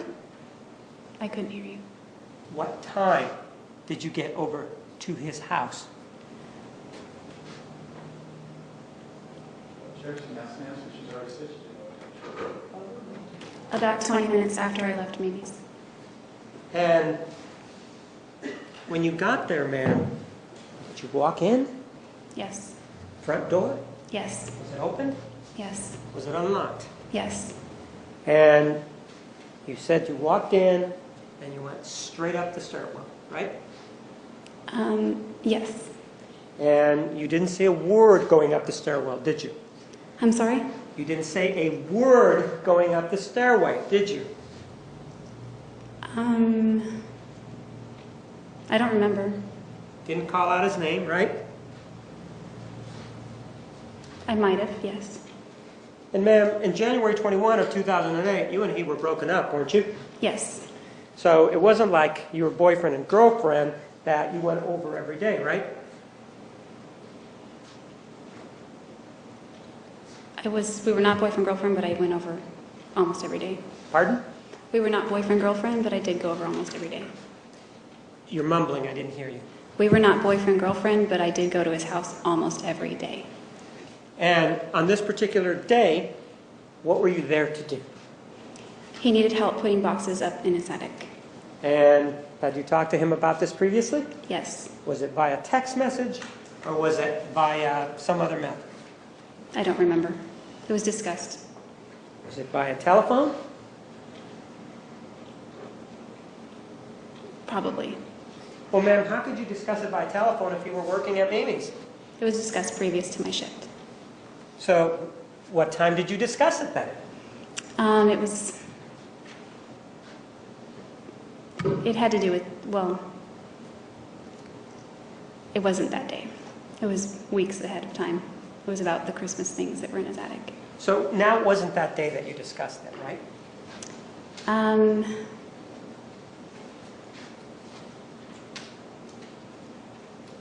I got there, we were discussing it. I want to know if that day that you claim this happened, if there was a telephone call in the morning. I don't remember that part. And if back then, what was your number? We've already heard it, but, 831-402-1901. and that would have been the number that you called him on, right? That you used to call him. That would have been the telephone that you would have used to call him, right? Usually, yes. That was your telephone, right? Yes, that was my cell phone. And you say, well, normally I would use that to call him. Pray tell, what other circumstances would there be that you wouldn't use your cell phone to call him? Landlines. Pardon? Landlines. You had a landline also at your home, right? There were landlines in the homes where I lived. Pardon? There were landlines in the homes where I lived. I'm not asking about the homes where you lived. I'm asking about the homes on your home on January 21 of 2008. There was not a landline in that home. There was not one, was there? No, there was not. So you would have had to use your cell phone to call him, right? I probably would have used my cell phone if I called him that day, yes. And now you're saying you're not sure if you called them that morning then, right? I don't think I did because he didn't get up early. Ma'am, so you're saying you didn't call him that morning, right? I don't recall if I did or not. Well then, I thought you said that there was some agreement or arrangement for you to go over there that day. There was. All right, what was the arrangement? The arrangement was after Christmas, when he had packed up all of his things, to put them in the attic. No, I'm not asking about that. I'm asking about the arrangement, about the time when you were going to go over. I don't really care about what the activity was. What was the arrangement about when you were going to come over, how that was going to work? Just whenever it made sense. So whenever it made sense, you were going to go over that day. Yes, that day was a good day for us. And you don't know if you talked to him in the morning about telling him that it was that day that you were going to be over. I don't remember. And if you didn't talk to him, your coming over would have been a surprise then after working at Mimi's, right? No, he was expecting me the first time. How would he be able to expect you the first time if you didn't call him in the morning to let him know you were going to be over that day? Because it was already discussed. When was it discussed? Tell me. It was discussed multiple times in the weeks following Christmas. I understand that it was discussed multiple times in the weeks following Christmas, but in those multiple times following Christmas, did you pick a date? January 21, let's just pick December 26th. You said to him, on January 21 of 2008, I'm going to come over and help you with the Christmas decorations. Is that how it worked? No. No, it didn't, did it? You needed, if you had an arrangement, there would have been an agreement, wouldn't there have been? We weren't that formal. Well, but you just told me that you talked about it though, right? It was discussed multiple times, yes. Right. And so all those multiple times that you discussed it, you agreed that it was going to be January 21, 2008 after you got off work from Mimi's. Is that the agreement or is that the discussion? I don't think it was that specific at all. So what was the discussion then? Just whenever we got together to do it.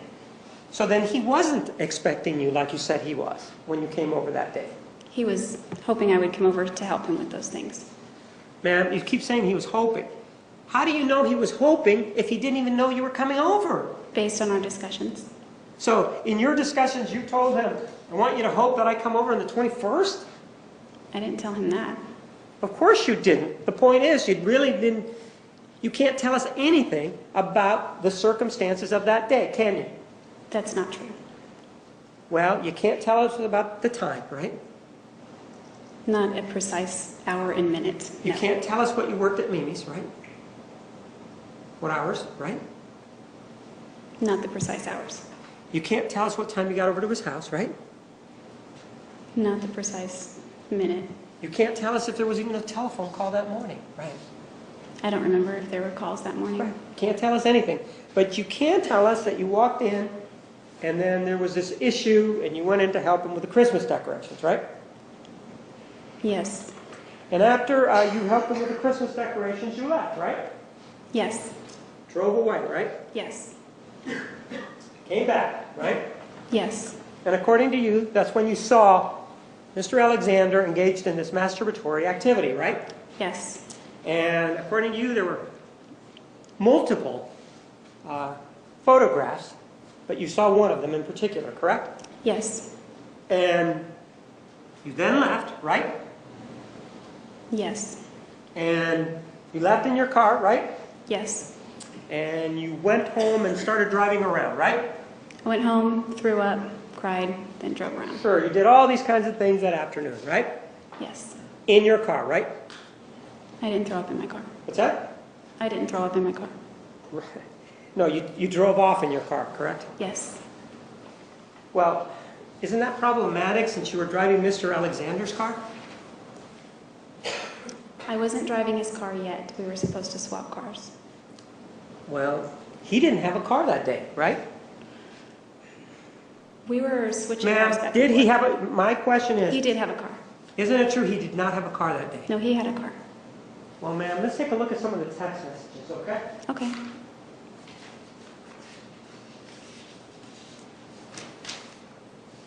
I'm going to give you two sets, one with his responses and one without, all right? Okay.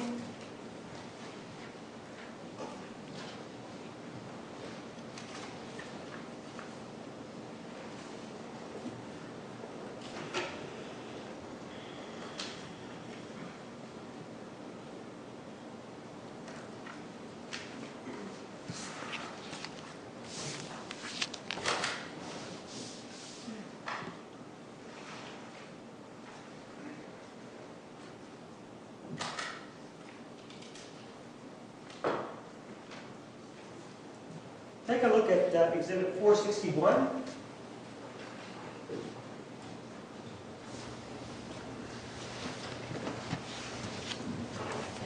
Those are text messages between your telephone number and that of Mr. Alexander, correct? Yes. And the incoming means that that's your message coming in to him, correct?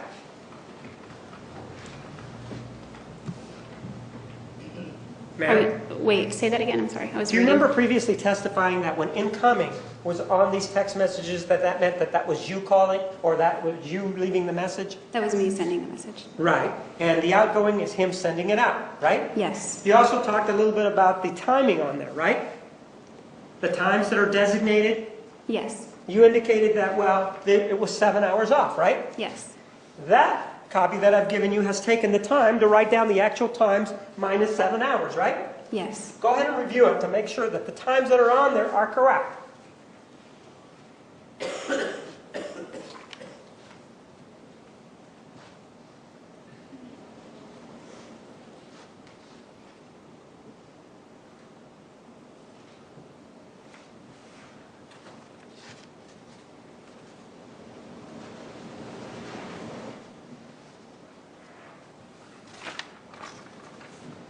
Yes, those are correct. I believe. Well, we don't want you to believe. Take your time, subtract 7 from there, and see if that's correct. Because it's important here, we don't want you to believe. I'm pretty sure they're correct. When you say pretty sure, it means you're not sure to me. No, I said I'm pretty sure. And it does not include his responses on there, or his outgoing messages, does it? Yeah, it looks like it's blocked out. Right. Take a look at Exhibit 462.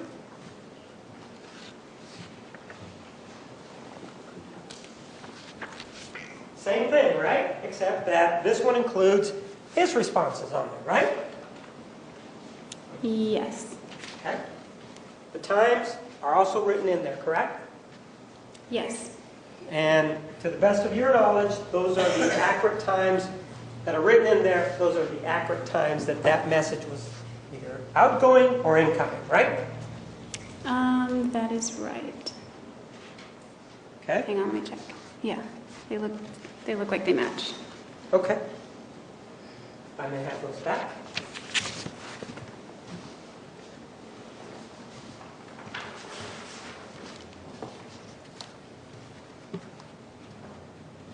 Look for the emission of exhibit number 461.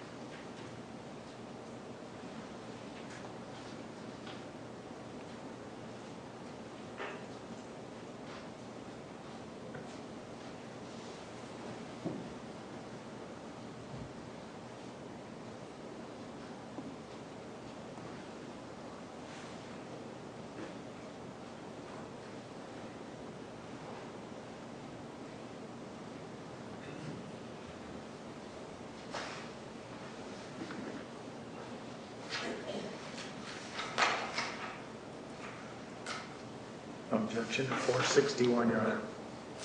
461 is admitted.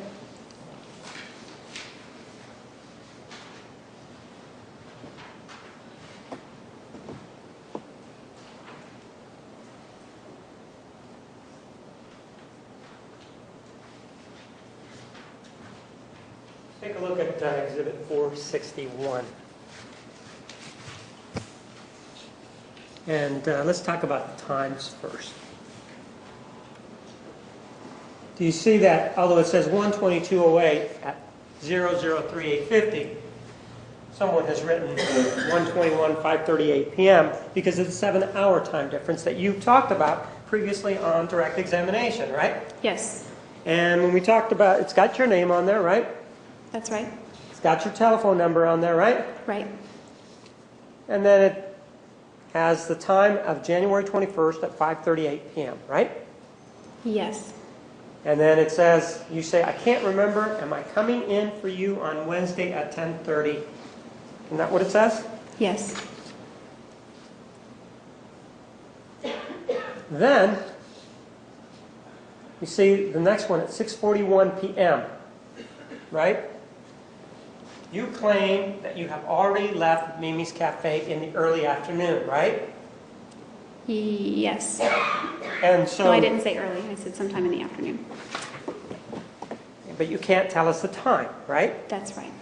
But at 6:41 p.m., you are talking about trading cars before FHE, right? Yes, FHE stands for Family Home Evening, right? that's right.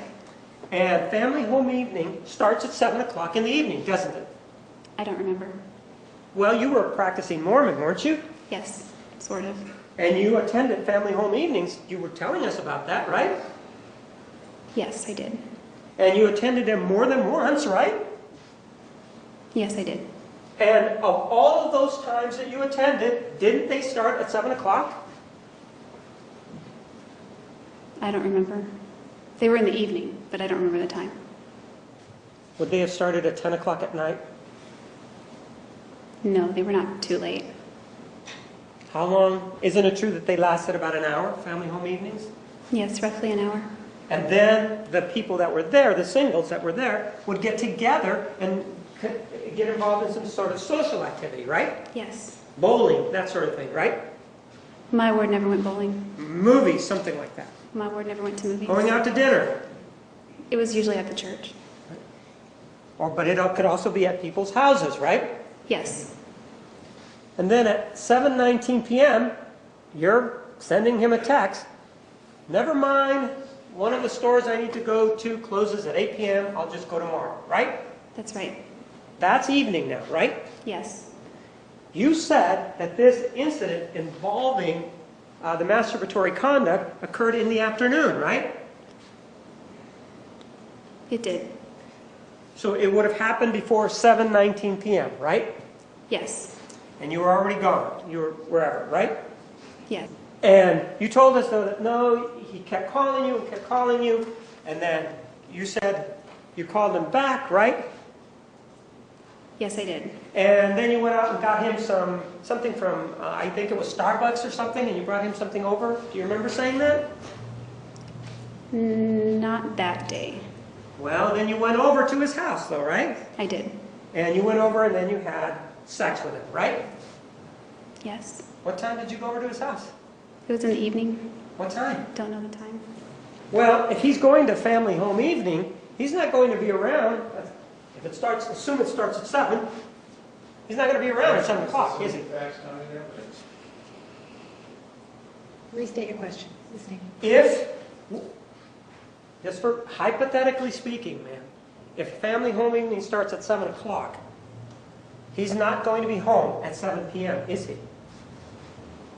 Objection assumes he had to be there. If he went, then he wouldn't be. I'm not asking if he went. If it starts at 7 o'clock in the evening, he would not have been home then, right? Objection assumes facts, not in evidence, that he, i.e. that he was there. He went to FHE. Overruled. It wouldn't necessarily mean that, because it doesn't mean that he went. But that night, Now, I'm saying hypothetically. That means assume Okay, that he yes. went to family home evening. And if it started at 7, he wouldn't have been at his house, right? That's right. And if he has become involved in this masturbatory conduct, why are you worried about trading cars with him? I think he wanted to trade the car. Ma'am, this is not him writing that out there, is it? I wanted to do it before FHE. He wanted to trade the car. Well, why don't we take a look at his, which is 462. This is the one that includes his responses, right? Yes. Take a look at it and see who's concerned about trading cars.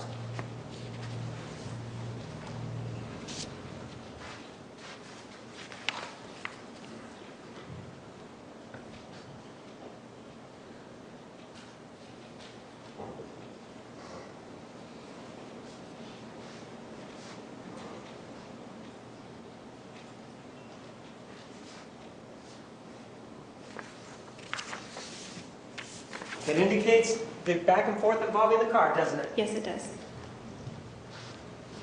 I move for the admission of exhibit number 462.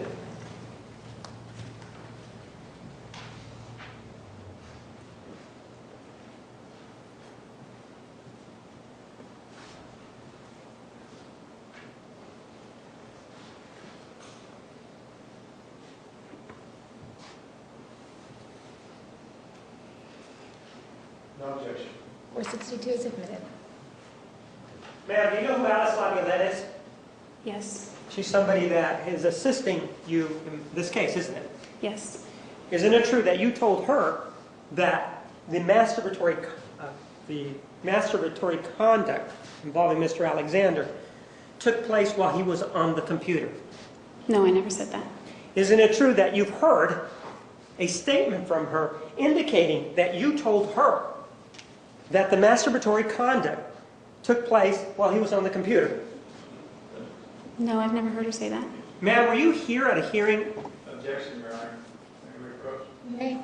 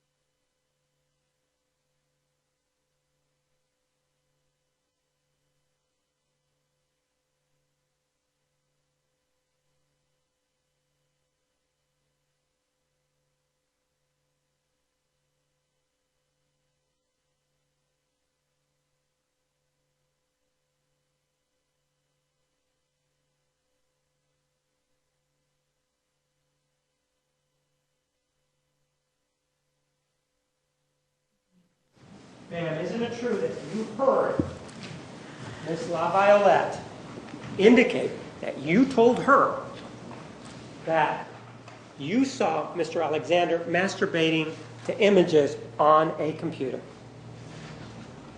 No, I heard you say that in the hearing. Well, ma'am, do you remember that I played a snippet with her voice on it? Yes, but I couldn't understand it. Did you hear that snippet? Yes or no? I heard it, but I didn't understand it. I'm not asking you if you understood it. Isn't it true that you were here when that snippet was played? Yes. And that snippet involved whether or not she had ever told the prosecution that you told her that you saw Mr. Alexander masturbating to images on a computer. That's right. Let me go ahead and continue with the text messages.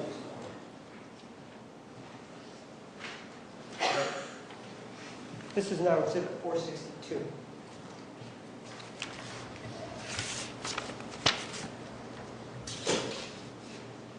And it includes the outgoing, which is Mr. Alexander's text messages, right?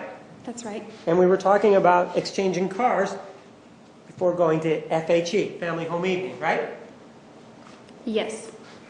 And ma'am, you did indicate something about whether or not you called them, or did you say you did or did not call him that morning? I said I don't remember. So it could be true that you did not call him at all that morning. Objection, compound question. Sustained. So it is true that you do not know if you called him that morning. So, well, let me do this. It could be you did not call him that morning. It could be because I don't remember.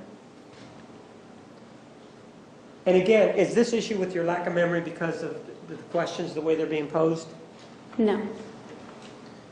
Does it have to do with the volume of the person asking you the questions? No, I think the length of time. Is it yes or no? The volume. Then that would be no. So at 7:20, you send her or send him a text message. Never mind, one of the stores I need to go closes at 8. I'll just go tomorrow. So that was 1 minute later. It's the same message that you sent before, correct? That's correct. And then Mr. Alexander sends you a text message at 7:24 p.m., right? Right? And he says, I got a ride from some peeps in the ward now. You can just go get it. Let me know when you made the exchange. Isn't he telling you that he went to the family home evening there? Yes. So he did go to the family home evening, right? I'm assuming. Well, there's nothing else that's indicated here other than family home evening, right? That's right. And family home evening, from your experience, when you were going, how long does it last? Usually about an hour. Depends on the event. Sometimes there are special events that go longer. And then there are other events that may come along afterwards, right? I don't know. I usually went home after FHE. To your knowledge, ma'am, these family home evenings, did they end after the hour, or were there chances, sometimes, even though you may not have attended, that they would go on longer than that? Objection, consideration is what happened on January 21st. Overruled, that was not the question. I guess that's always a chance.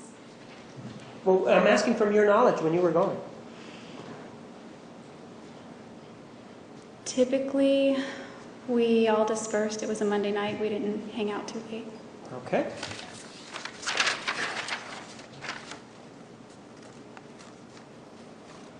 Then, at 7:25, you send him a text message that appears to be in response to that one, right? Because it's 1 minute later, right? Yes. And you say, I'm almost asleep, we'll see, right? Right. And what you're talking about is exchanging the car, right? Yes. The big concern here is exchanging the car, right? Yes. Doesn't have anything to do with what you claim you saw, right? We're talking about the car in this text message. Right. It doesn't, and the point here is that you're talking about very pedestrian issues, such as exchanging a car. You're not talking about, Travis, I saw you masturbating or anything like that, right? It wasn't a pedestrian issue with Travis. Pardon? The car was not a pedestrian issue with Travis. Well, so you're equating this issue with the car the same as him masturbating to images as kids. Is that what you're saying? Not by a long shot. No, that's not what I'm saying. Then, He's talking about you obviously don't need it that bad. I got a ride so you could go get the car. Now you're going to sleep? That's what he tells you, right? Yes. He's made or tried to make arrangements for you to pick up your car, right? I don't remember which car I was driving. Well, he didn't have a car because he got a ride with somebody else, right? That's not why he got a ride. Well, when he's riding with somebody else, his car's not with him, right? That's right. And so he's without a car at family home evening or wherever it is that he went, right? Yes. You have a car, right? Yes. His car, right? Objections, he's asking an answer. I don't remember which car I was driving. Well, it wouldn't have been his car because you wouldn't have needed to exchange his car for his car, right? It would have been mine or his. Right. So you're driving your car, right? Objection, ask an answer. Overruled. I've already said that I don't remember which car I'm driving.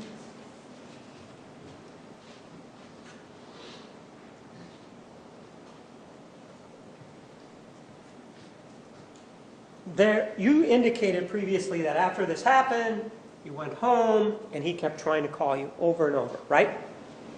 I had voicemails from him or missed calls. It means he kept trying to call you over and over again, right? Right. Whether he left voicemails or whatever, he kept trying to call you, right? Yeah, he did. And you didn't respond to those calls, right? Not immediately that I remember. Well- I was in the visitation center, the visitor Excuse me? center, so I had my phone volume off. You were what? I was at the visitor center, What visitor center are you talking about? the one next to the Mesa Temple. And is that where you went after this incident happened? That's where I ended up after driving. Is this where you were almost asleep? No, this was after the fact. So now you're back at home. Yes. Right? And in between then and, well, in between what you say you saw and when you were home, that's when you have all these calls, right? From the time I ran out of his house, he called. From the time you ran out of his house till what time at night are these calls coming in? Till I called him back. When? What time?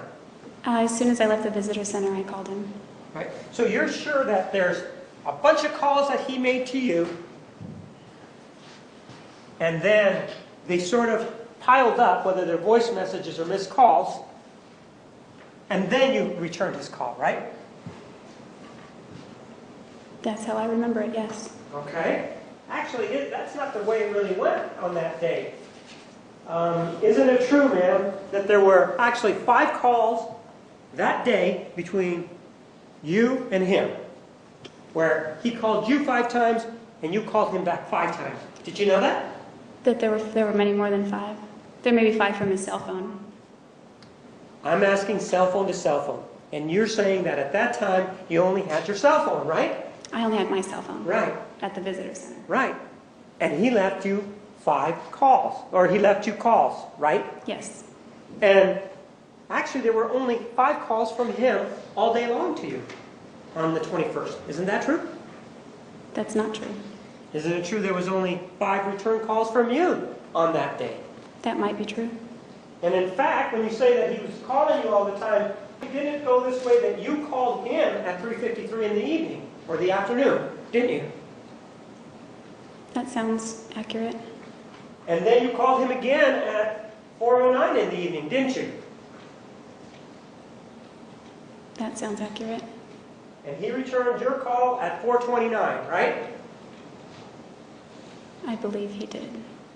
And then you called him back at 4:53, right? That sounds accurate. Well, I thought you said that there was this issue that you were not returning his call. It looks like you're returning his call, and he's calling you back. Well, that's probably a cell phone. Well, what difference does it make if it's a cell phone or not? Isn't that a telephone call? Yeah, but he has a landline that he called me on frequently. Right. But I'm talking about, on that day, the calls that were made. What was his landline number, ma'am? I don't have it memorized because it was just in my phone as Travis Alexander. So you called him at 4:53, isn't it true, p.m., and he returned your call then at 4:54 p.m. Do you remember that?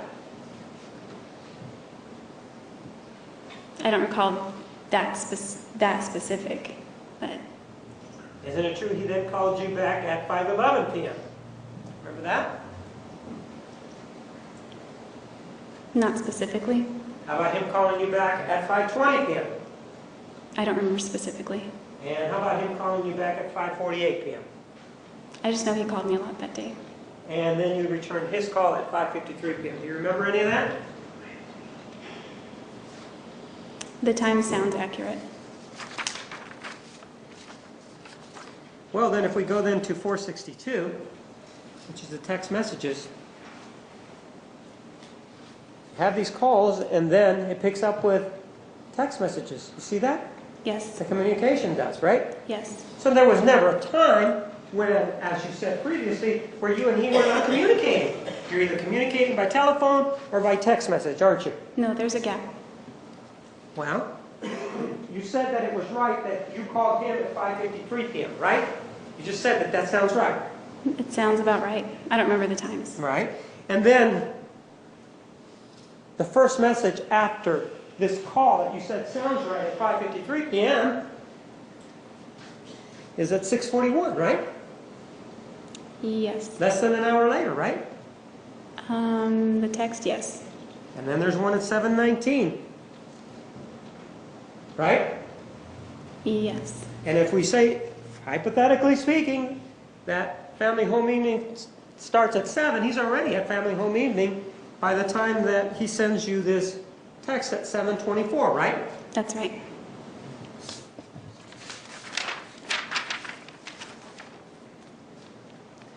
You then say, at 7:29 p.m., I fell asleep and a phone call woke me up, right? What date is that? The 21st, man. That's right. Okay. I fell asleep and a phone call woke me up.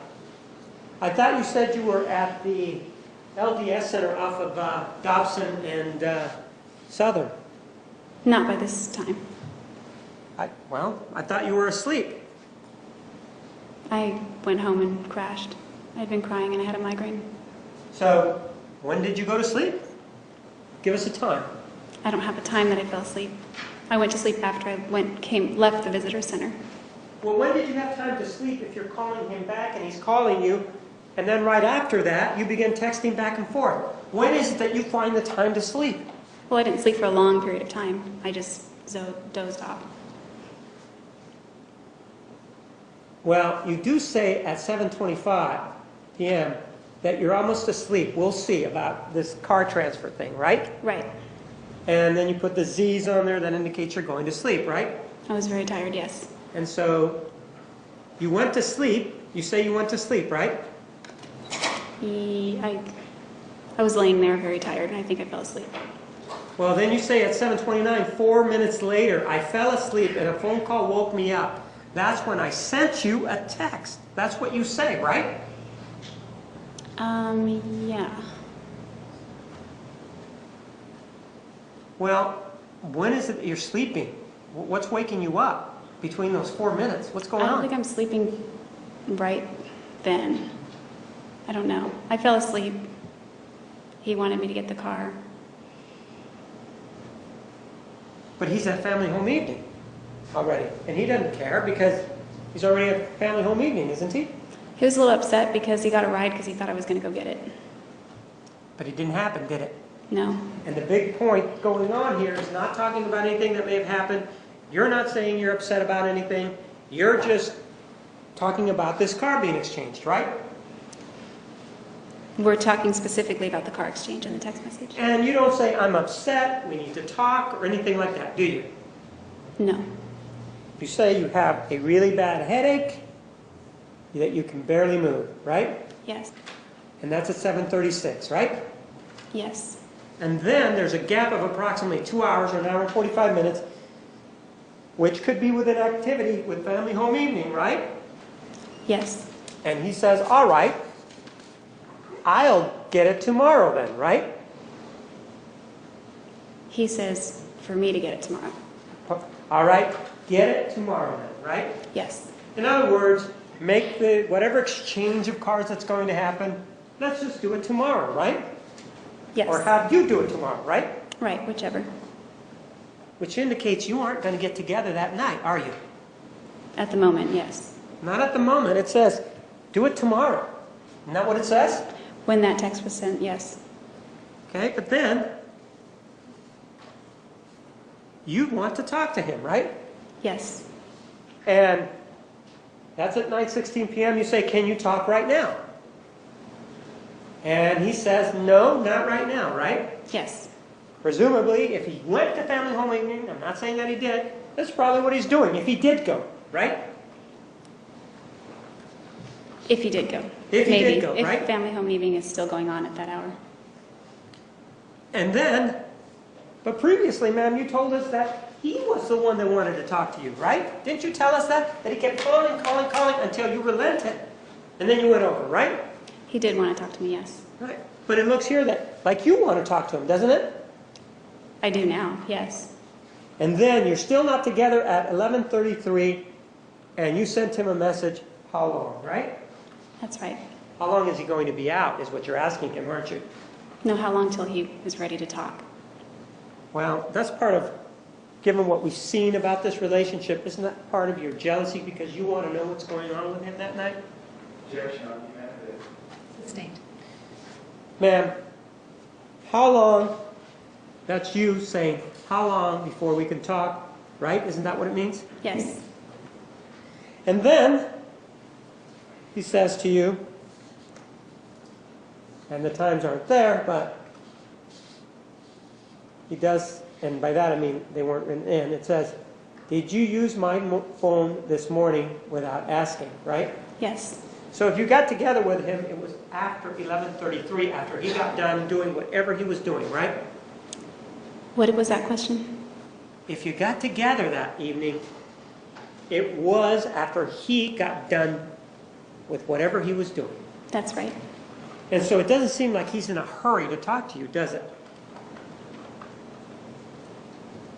I don't know.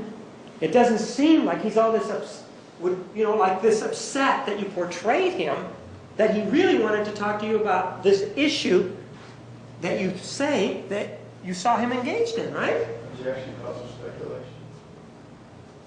Sustained. There are gaps here where he's doing whatever he's doing and you're doing the asking how long, right? That's right. He then asks you whether or not you used his phone in the morning without asking, right? Yes. And you tell him that you did, right? Yes. And you ask why, and he says nothing, right? Yes. There's an issue about the deposit, and in fact, you're asking him if he made the deposit, right? Yes. And he told you that he did, right? Yes. Is he giving you money there? What's the date? Pardon? What was the date on that one? The 22nd. I don't know what we were referring to there. Well, you do say, your text message does say, did you make the deposit? Yes. And he said yes. And then you said what? Thank you. I'll make it up to you soon. It looks like he lent you money there, doesn't it? Yes. Any idea how much money he lent you? He lent me money in small increments. I don't remember. And he would do it if you needed it, right? If he could, he would. Yes. And if you needed it, right? Yes. Now, the next day, that same day at 3:36 in the afternoon, you say to him, I'm going to need a ride. I'm off at 4 p.m. Text me. Still the issue with the car, right? Yes. Where's your car? Probably parked at his house. How'd you get to work? Sometimes he drove me and sometimes I carpooled with a coworker. So what happened on this particular day? I don't remember. What time did you get to work? I don't remember. I usually worked in the morning, but sometimes I worked evenings also. So in this day, you're going to get off at 4 o'clock, right? Well, in theory, if business permits. But that's what it says there, though, right? Yes. And this is at 3:36. You want him to pick you up, right? Yes. How long was your shift usually? 4, 6, 8 hours? Depending on the flow of business, typically it was 4 to 6 hours. All right. And then at 4:04, you send him another text message and you say, scratch that. They're keeping me here till 5 p.m. Can you pick me up then? The lunch offer from my voicemail still stands. What are you talking about? For him to pick me up. Pardon? For him to pick me up after work. No, I'm asking about the lunch offer. I'm not asking about him picking you up. I felt really bad for him and everything that happened, so I was just trying to make him feel better because if I were in his shoes, I'd want to jump off a bridge at this point. So what about the lunch offer? What are you talking about? That's what it was. I offered to get him lunch. Well, it's 4 o'clock in the afternoon, though. Lunch usually is noon, right? Well, not for Travis. And then he says, sure, I'm almost off, yay. Are you eating? If so, just sit in the counter, right? Right. Throughout this whole text message between you and him, there's no discussion about anything that may have happened on the 21st, is there? Not in text messages, definitely not. The answer is no, right? No. And in terms of the phone calls that you claim that were being made, there wasn't this barrage of phone calls from him that you didn't respond to. Actually, it was more give and take, wasn't it? He left a barrage of phone calls at one period of time, yes. Pardon? He did. He left a barrage of phone calls. Well, then let's just take a look at his phone records, okay? So that we can see. We'll see you back here at 3:25. Please remember the admonition. You are excused. All rise.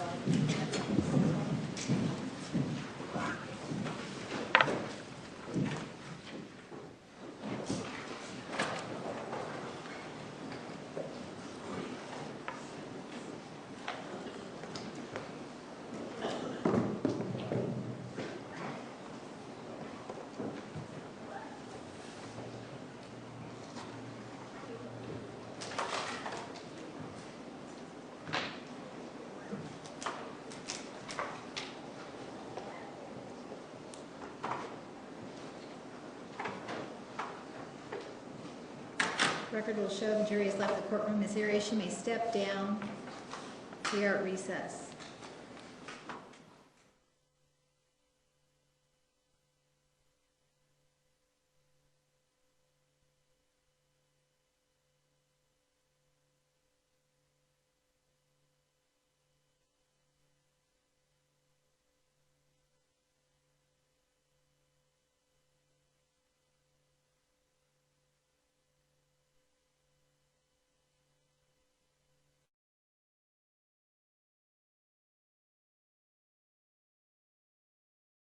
Nowhere in your journal do you ever mention anything about Mr. Alexander in this incident that you claim involving masturbatory conduct, correct? That's correct. Take a look at Exhibit 463. This is a listing of the telephone calls between you and Mr. Alexander, or from Mr. Alexander's telephone.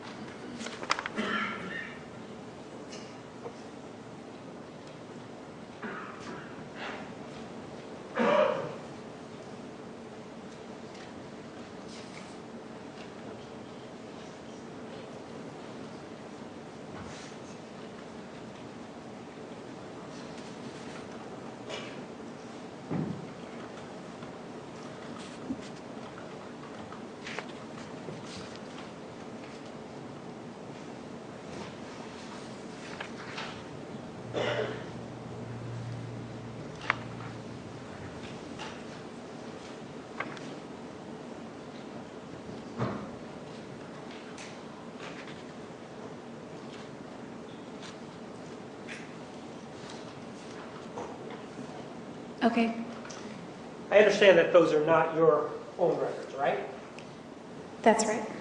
And so I don't expect you to vouch for the authentication aspect of it, but we did previously discuss the calls that were involved between you and Mr. Alexander, and you indicated, well, that seems right. the calls that we previously discussed, they're on that sheet, correct? Not all of the calls, but yes, The call, some are. all the calls that are there, ma'am, are the ones between you and him, correct? The ones highlighted are between him and I, yes. Right. There are other calls, but not between you and him, right? Yes. And the calls between you and him are the ones that you and I talked about and that you indicated that they seemed right, correct? They seem correct, that's right. And that sheet bears that out, correct? Yeah, the times are out of order, but I The think, times are out of order, and they're out of order because they're different switches that carried the calls, right? I don't know. But they are out of order, right? The times are out of order, yes. Right, but in terms of the calls themselves, we talked about you calling him at 3:53 p.m. You can find that on there, correct? Yes. There's a blue marking for those, right? Yes. So there's that call, right? Yes. And there is no other call on the 21st previous to 3:53 p.m. that you can see, right?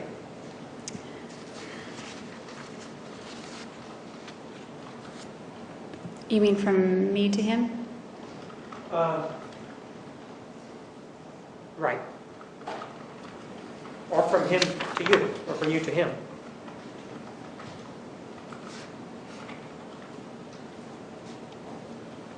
From me to him, I don't see any others before 3:53. Right.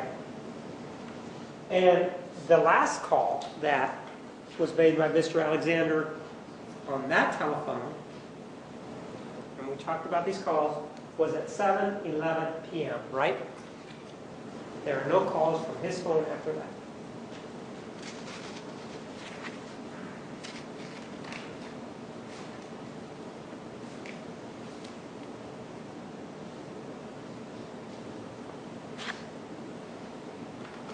I don't see the one at 7-Eleven.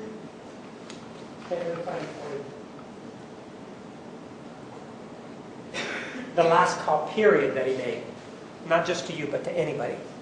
Maybe Oh, that was on the confusing. 21st? Right, to anybody. Okay. That is the last call that he made, right? There may have been others that called him, but that's the last call that he made. Oh, I didn't look at who was calling who. It looks like this is the last call from his cell phone on the 22nd. Or 21st, my apologies. Ma'am, this issue involving your allegation that, if I may have it back, your allegation that Mr. Alexander was engaging in masturbation while viewing images of boys and girls, that was subject of a hearing back in August 8th of 2011, wasn't it? I believe it was. Well, then let me show you a Partly. document to make sure that we're clear, and if I could have it certified.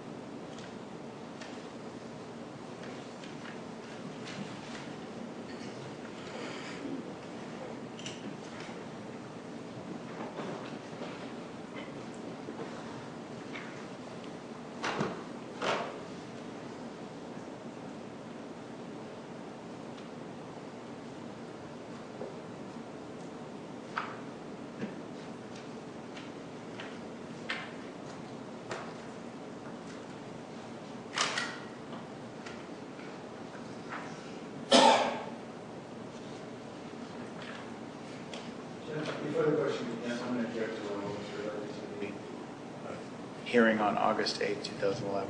Approach, please.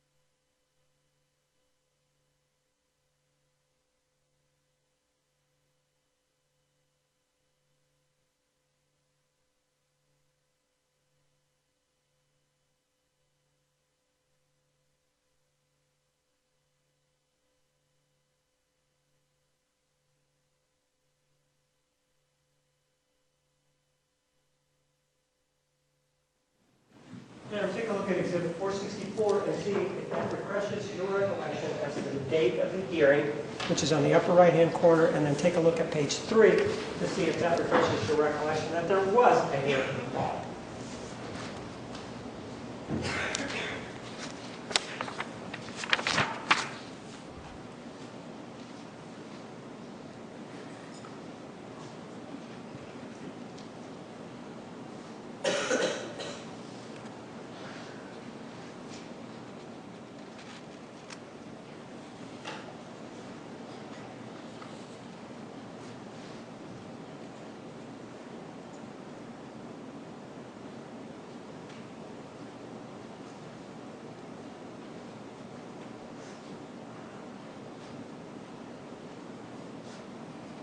Yes, there's some language I don't understand, but I remember this. Right. That, I'm just asking about the date. It was August 8th, correct? Yes.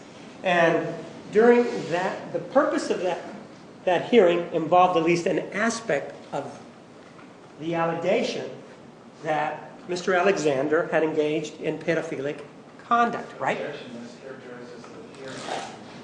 Overruled. You may answer. Right? An aspect, yes.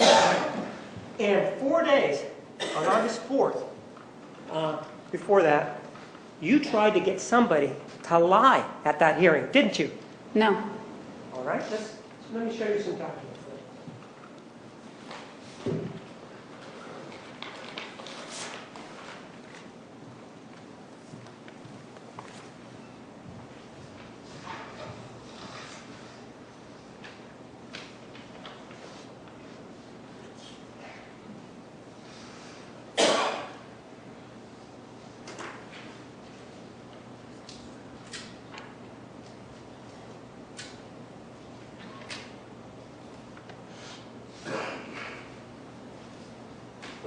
I want you to take a look at Exhibit 465.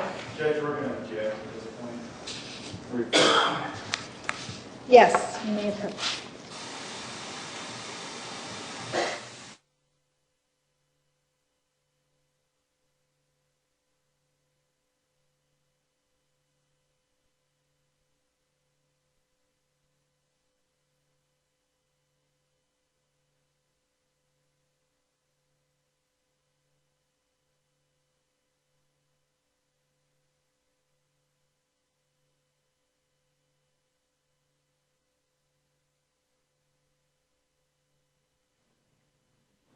Take a look at Exhibit 465. Let me see if you recognize it. I do recognize it. Look, it's a magazine, isn't it? Yes. It's your magazine, correct? Yes. Sent to you, correct? Yes.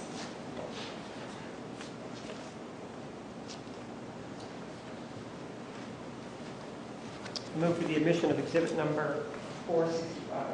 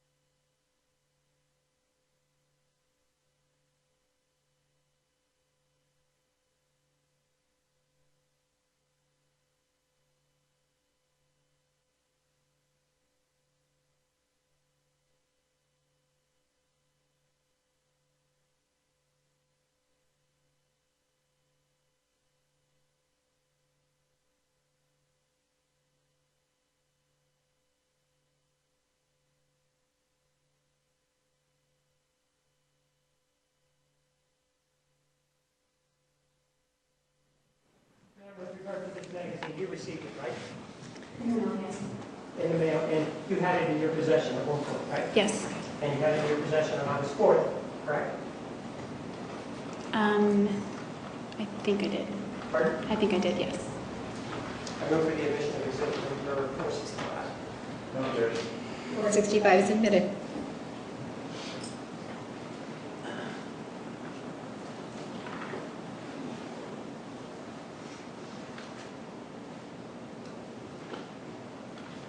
Now, previously you talked to us yesterday, direct examination, about being in jail and doing an interview with Inside Edition, correct? Yes. And in fact, you were in jail when you received this magazine, correct? Yes. It's addressed to you, correct? Yes.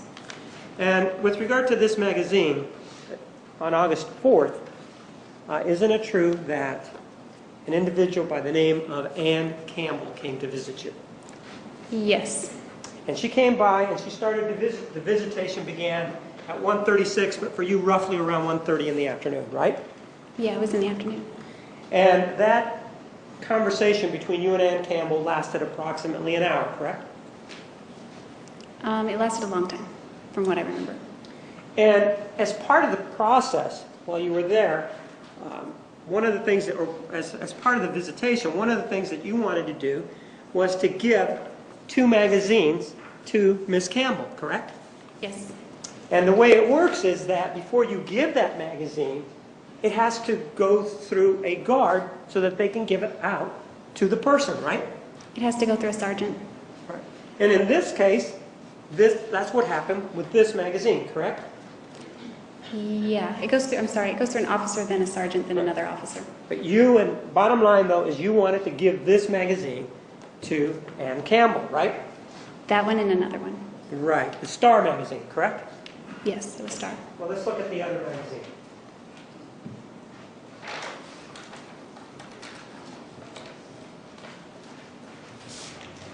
Let's take a look at exhibit number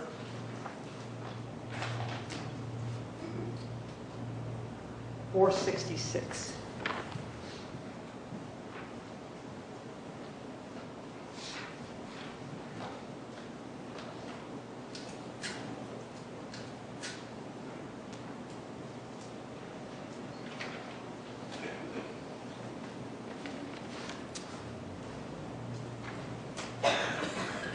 Is this the magazine that you wanted to give to Ann Campbell, 466?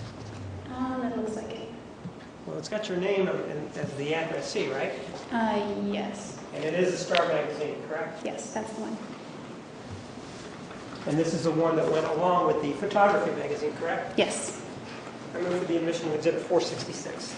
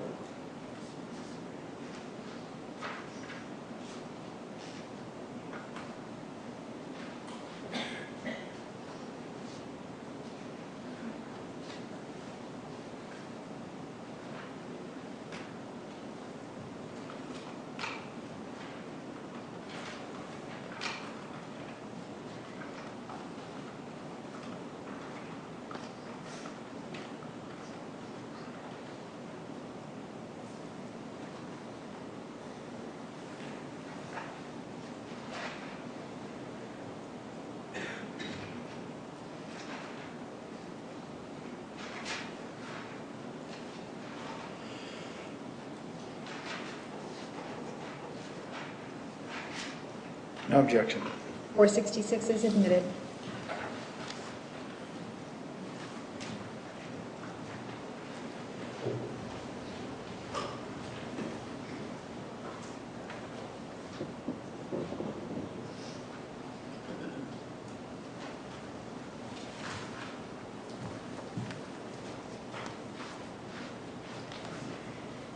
Exhibit 465 is called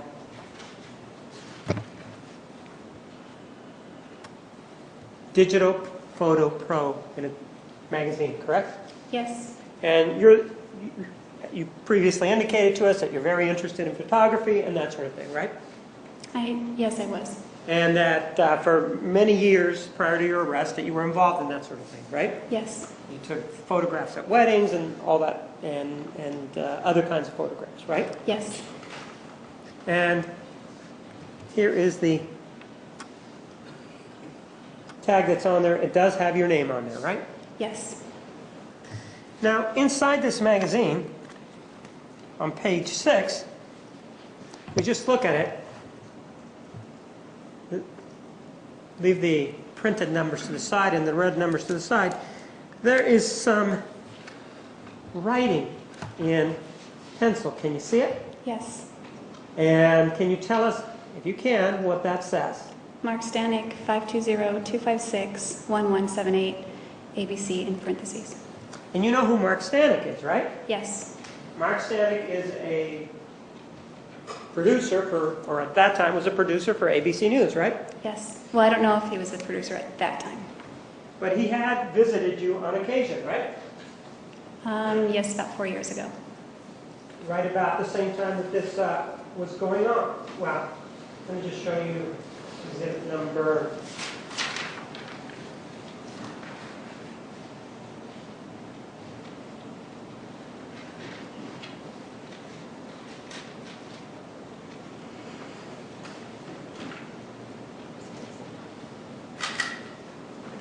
467. Does that refresh your recollection as to when this individual from ABC was visiting you?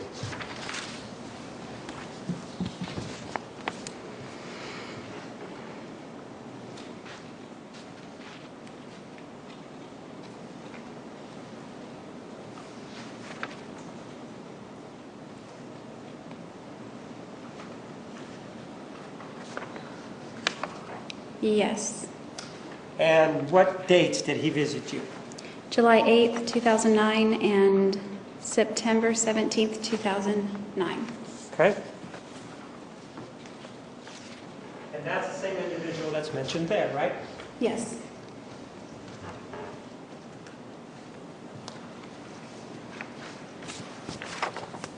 You previously indicated to us that with regard to Inside Edition that they came to visit you and that you really didn't solicit them coming out to the jail to talk to you, right? That's right. And that you believe that the guard pushed you into that interview, right? Inside Edition, yes. And who was that guard? What's that guard's name? I don't remember her name. It was 5 years ago almost. She didn't push me. She just encouraged me. Well, what's the name of this person that encouraged you?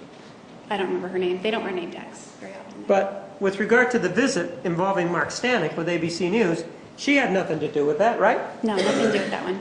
And you took his visit, right? Yes, I did. You can refuse a visit from anybody you want, correct? Yes. And you did not refuse his visit, right? That's right. Now, let's take a look at another page, page 20.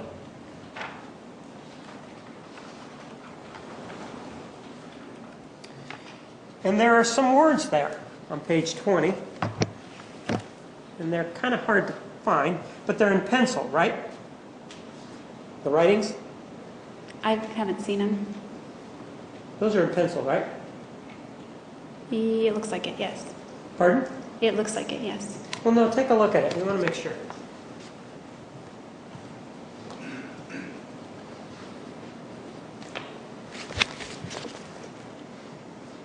Yes, it is. And where you are living currently, they do not allow pens, right? That's right. They only allow pencils, right? Yes. And on this page number 20, it says, Read it for me. You testify so. Okay. Page 37. And you would agree that the one on page 20 is kind of hard to find. It's kind of right here near the spine of the book, right? It seems like it, yeah. Page 37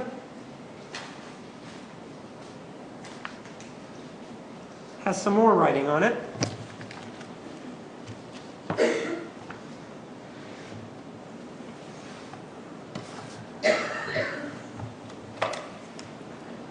See that right there?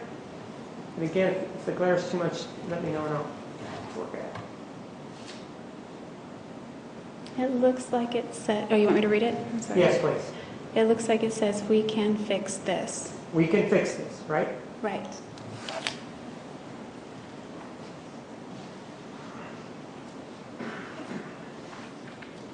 Page 40.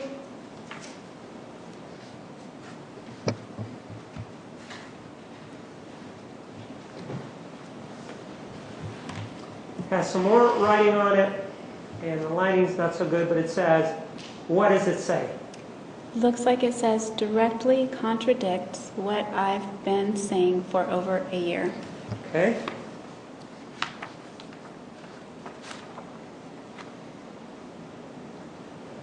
And the publishing date on this item is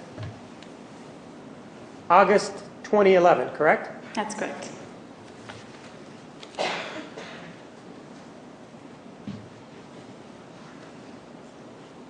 Page 43 says what? It says, you fucked up what you told my attorney the next day. Okay.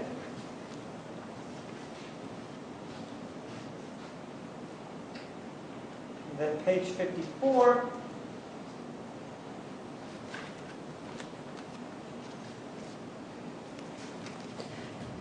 says what? Interview was excellent, must talk ASAP. And 56 says what? Get down here ASAP and see me before you talk to them again and before.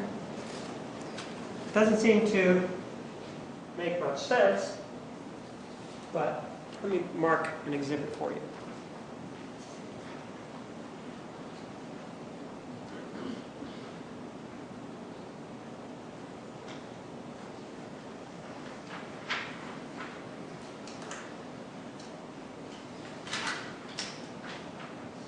Take a look at Exhibit 468. This contains the pages and what was written on them, doesn't it?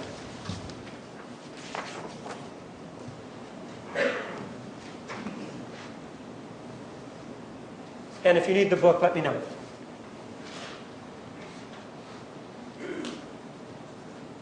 Yes.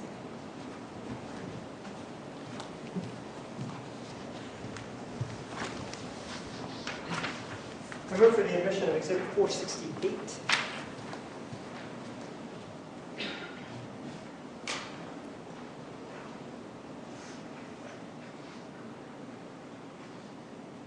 Objection, Mr. Foundation. Approved.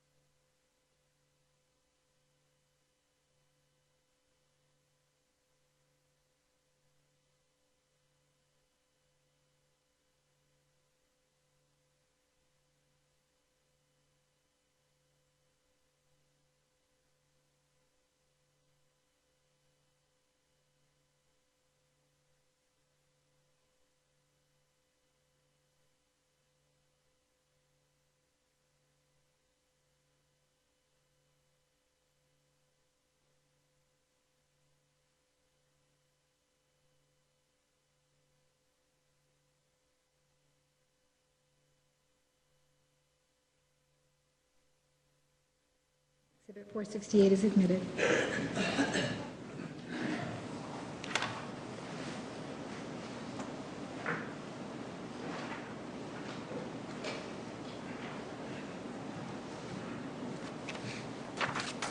In summary, this is what we've just covered, correct, in the magazine? That's correct.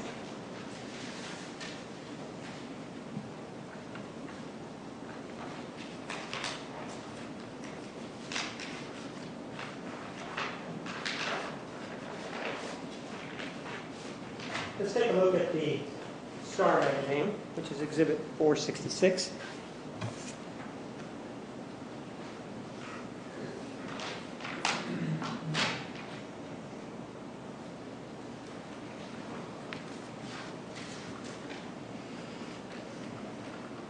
And this is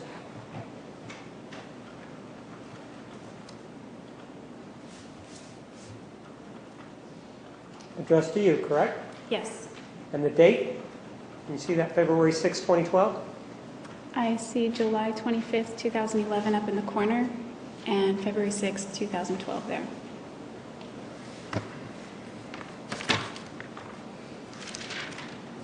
If we go to page 82, because if we look at this exhibit number 468, what is written here doesn't seem to make sense, correct? Not offhand, no. But if we then go to exhibit 466, there are some numbers at the bottom of that, and they're in pencil, aren't they? Yes. And what are those numbers, ma'am? My understanding is that they're page numbers. That may be your understanding, but what are the numbers? Oh, I'm sorry. 43, 40, 56, 20, 37, 54. Okay.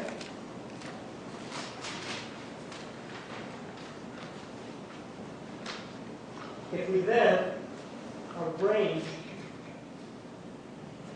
with an exhibit 468, according to those numbers, ma'am, I want you to take a look at an exhibit.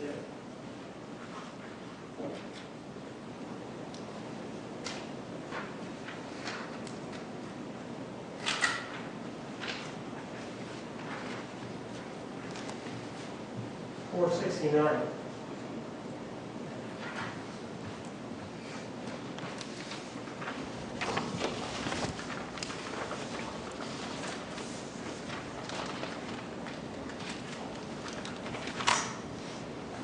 Does Exhibit 469 have those statements in the order as set out in the Star magazine?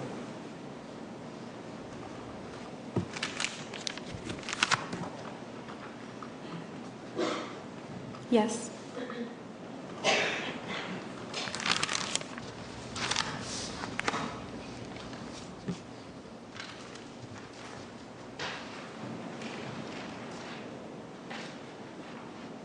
Move for the admission of exhibit number 469.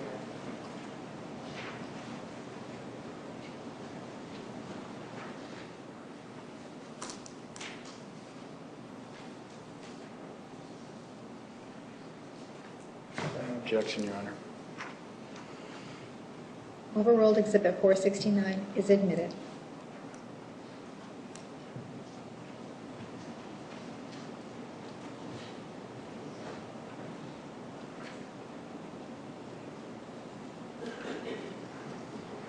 Take a look at it.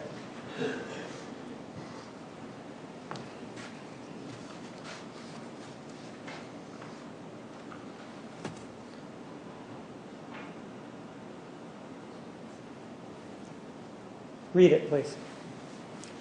You fucked up. What you told my attorney next day directly contradicts what I've been saying for over a year. Get down here ASAP and see me before you talk to them again and before you testify so we can fix this. Interview is excellent. Must talk ASAP. So, ma'am, this was written in these two magazines 4 days, when you attempted to transfer them, 4 days before a hearing on August 8th of 2011, correct? I don't know when they were written. Well, this magazine the Star magazine, as well as the photography magazine, you attempted to transfer those back on August 4th, 4 days before this hearing, right? Just the magazines, yes. And I know you keep saying just the magazines. The magazines have your name on them, correct? Yes, I'm only allowed to release my own property. Ma'am, I understand that, but those magazines have your name on them, right? Yes, And those magazines were in your possession on August 4th of 2011, right? yes, And those magazines you had with you when you went to meet with Ann Campbell, right? I brought them almost to the visit, but they don't go with me to see her. Excuse me? They don't go with me to see her. They get passed off to several different I officers. understand, but you brought them from your cell, correct? Yes, And you, at that point, at some point during the visit, requested that these magazines be given to Ann Campbell, right? yes, These two magazines that we're talking about here, correct? correct. And that was actually done. And you're trying to tell us about the process. Why don't you tell us what the process is? The process is when you want to release property, you have to fill out a request. You have to state your request fairly specifically, what you're releasing, the title of what you're releasing. At least those are the rules now. They've updated it. It was more generic then. And then it is given to an officer who inspects it and then gives it, when it passes inspection, it's given to a sergeant who approves it, and then it's passed off to either, I think it's called, there's a control center. It's given to that officer, and then it's given to a visitation officer. So when the visitor leaves, they pick up the property and go. And that's how this, and you attempted to use that process to get these magazines to Ann Campbell, right? Yes, And shortly before August 4th, do you know somebody by the name of Matthew McCartney? yes, I do. Shortly before this August 4th date, and by shortly I mean within the month, you know that Mr. McCartney was interviewed by the prosecutor, right?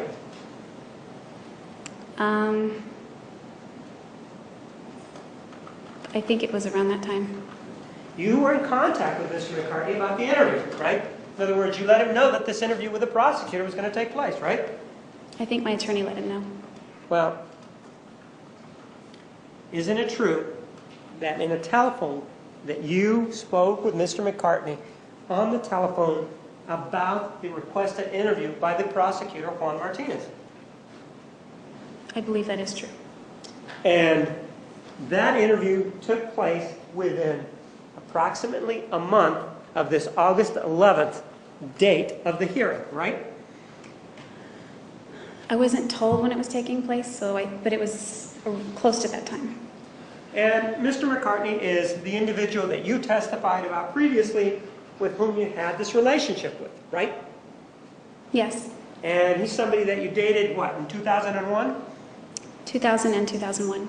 And he's the individual that you said that, well, we kind of broke up because, well, why don't you tell us why you broke up with him? Why you think you broke up with him?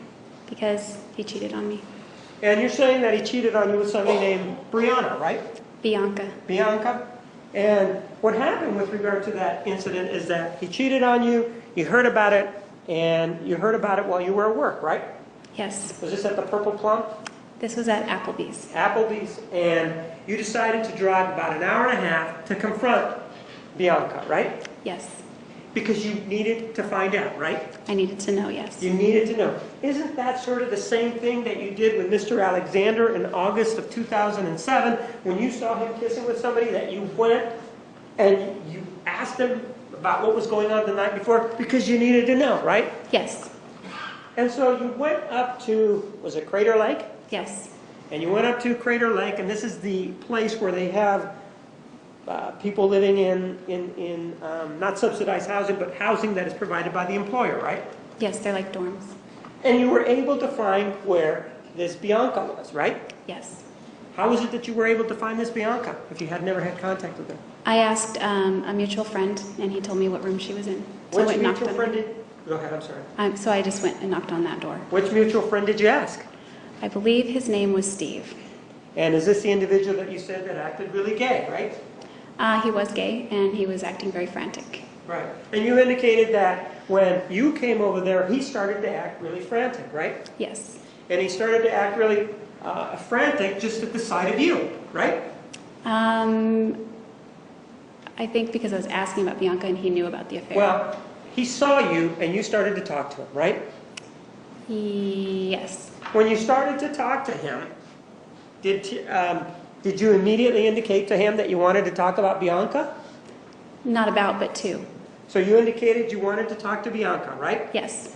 And immediately, or shortly thereafter, he started to get all flustered, right? Would that be correct or not? Not when I saw him, but when I went to her room to knock.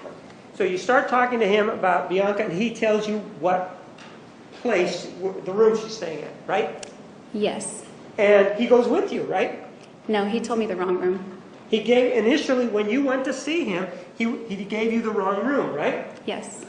And you went to that wrong room. And when you went to that wrong room, did you speak to the people there? I knocked, nobody answered. In the meantime, Steve had gone somewhere else, right? Yes.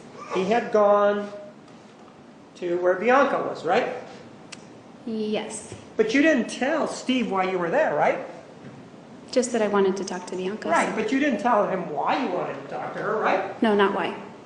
And it was kind of an unannounced visit, right? Yes. And so he took it upon himself, without any prompting from you, to give you the wrong place and then go and talk to Bianca, right? Yes. Oh. And then you went, and how was it that you were able to find Bianca's room? I thought maybe I misheard him and transposed some numbers, so I reversed the two last numbers. It was a three-digit dorm, and I had the right floor, but I just went to the opposite number. So do you remember the number? No. So you went there, and when you got to the door, you heard that there was talking inside, right? Yes. And there was talking inside. Would it be characterized as excited inside? Steve's voice, yes. Right, and this is the one that you said he was sort of acting gay, over dramatic, right? Yes, dramatic. And you attributed that to the fact that he was gay, though, right? It was a feminine tone, so yes.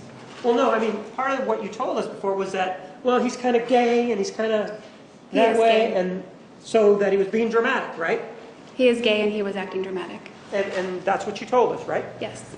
It could have also been that it wasn't because he was gay, it was because he was concerned that you were there, that he was excited, right? Well, I never said that he was... Overruled. You may answer. I never said he was acting that way because he's gay. I just said the tone of voice, I remember it because it was very feminine and very frantic, almost like a woman. But you're the one that brought up the fact that he was gay, right? Yes. And explaining this to us, right? Yeah, when I was describing it. Right. And so you were able to hear his voice through the door, right? Yes. And it was an excited tone. Yes. And that excited tone could be for a myriad of reasons, but one of them was that you were there unannounced, right? That's right. And it could be that he was, for whatever reason, excited, or that term, he was excited that you were there, right? Yeah, cause for speculation. We don't know why he's excited. Rephrase the question. He had his demeanor when you arrived changed after you asked for Bianca, right? I didn't notice it change. I just noticed it different after I went to knock on her door. And his demeanor changed to the fact that he was more excited, for lack of a better term. Yes. Right? Frantic. And you began to knock on the door, right? Yes. Nobody answered, right? No, they answered. Initially, right? Bianca answered. Oh, Well, the first not door? initially. Do you mean the first The second door. Didn't you say before that you went to that door, you knocked on that door, and nobody answered initially? You heard them talking. For a second before she came to the door, yeah. So, so you were there long enough to hear them excitedly talking, right? Not her, just him. And how long were you standing there before the door was open? I'd say 5 seconds or less. She opened the door, right? Yes. And did you recognize her? Well, you did recognize her from her photograph, right? It looked to be the same person. Right. And you began to talk to her, right? Yeah, I asked if she was Bianca. Right. You began to talk to her, right? Yes. And you started to talk to her, and you brought up the subject of Matt McCartney, right? Yes. She didn't bring it up, right? That's right. And you started to talk to her, and you started to ask her whether or not they had a relationship, right? Yes. And you were able to determine that they did, in fact, have a relationship, right? Yes. And you were able to determine that they, in fact, had been intimate, right? She indicated they had not had sex, but intimate somewhat, yes. And, ma'am, at that time, when this was going on, you weren't living with Mr. McCartney, right? No, I was You in had- Ashland. Pardon? I was in Ashland. And he was where? He lived at, well, he had moved away from Crater Lake. He had lived at Crater Lake that summer, and now he moved back to Phoenix with his dad at that point. And your belief was that you and he were still boyfriend and girlfriend at the time, right? That was my belief. Actually, he may have had a different belief, as you came to know later, right? Yes. He did not believe that you and he had a relationship, but were not boyfriend and girlfriend at the time, right? I don't know if that was his belief.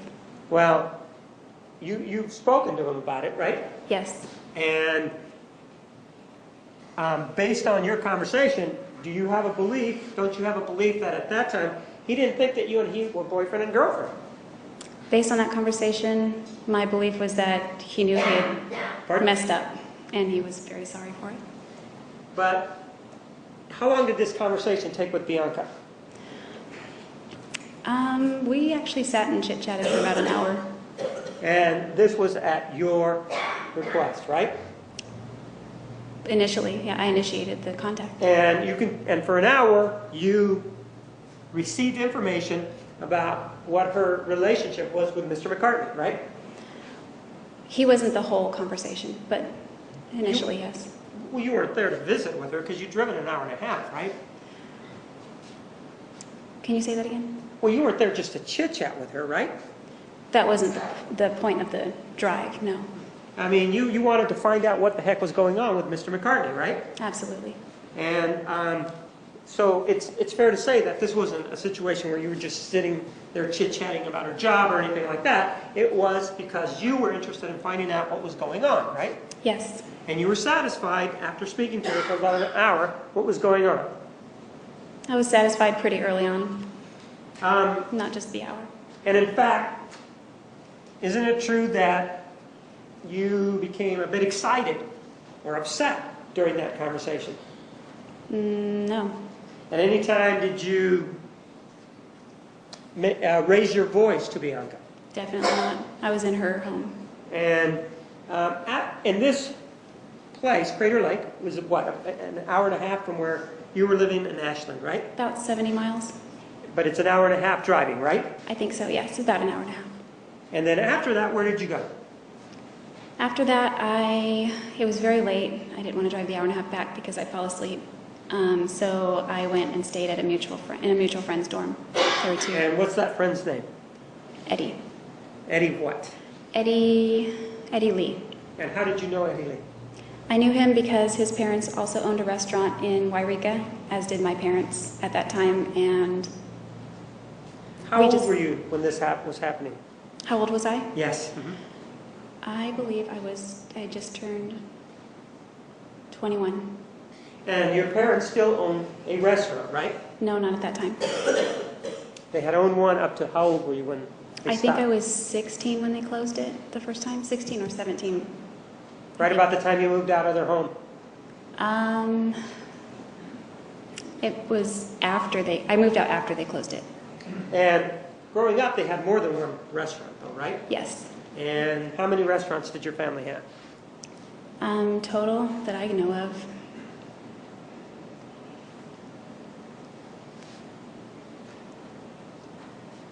Six or seven? And growing up, there really wasn't any financial problems, was there?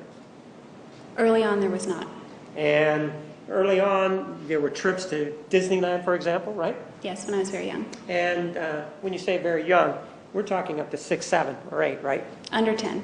And during that time, it was what has been described as what you've described as an idyllic sort of environment, right? Yes, somewhat. And then at some point, the restaurant issue started, there became an issue with the restaurants, right? Yes, I believe, my understanding is it was an issue. And Mr. McCartney, where was he living at the time that you went to see Bianca? He was living in Phoenix, Oregon with his dad. And he had a room there, correct? I believe he had his own room there, yes. And sometimes when Mr. McCartney, what town did he live in again? Phoenix, Oregon? And after this conversation, you and he broke up, right? Yes, after he got back from Borrego Springs. Pardon? After he returned from Borrego Springs, that's where he was that night. Okay, he came up, and what town did you meet in? Phoenix? Is that where you met? Yes. And that's when you decided to, that was the end of it, right? You decided that, right? I don't remember. It was just a lot of tears, and it was obvious that the trust was gone and there was not any kind of relationship anymore. And basically, that's the same reason why you and Mr. Alexander broke up, because according to you, the trust is gone, right? That's right. And so after the trust is gone with Mr. McCartney, though, you still continue sort of seeing him, don't you?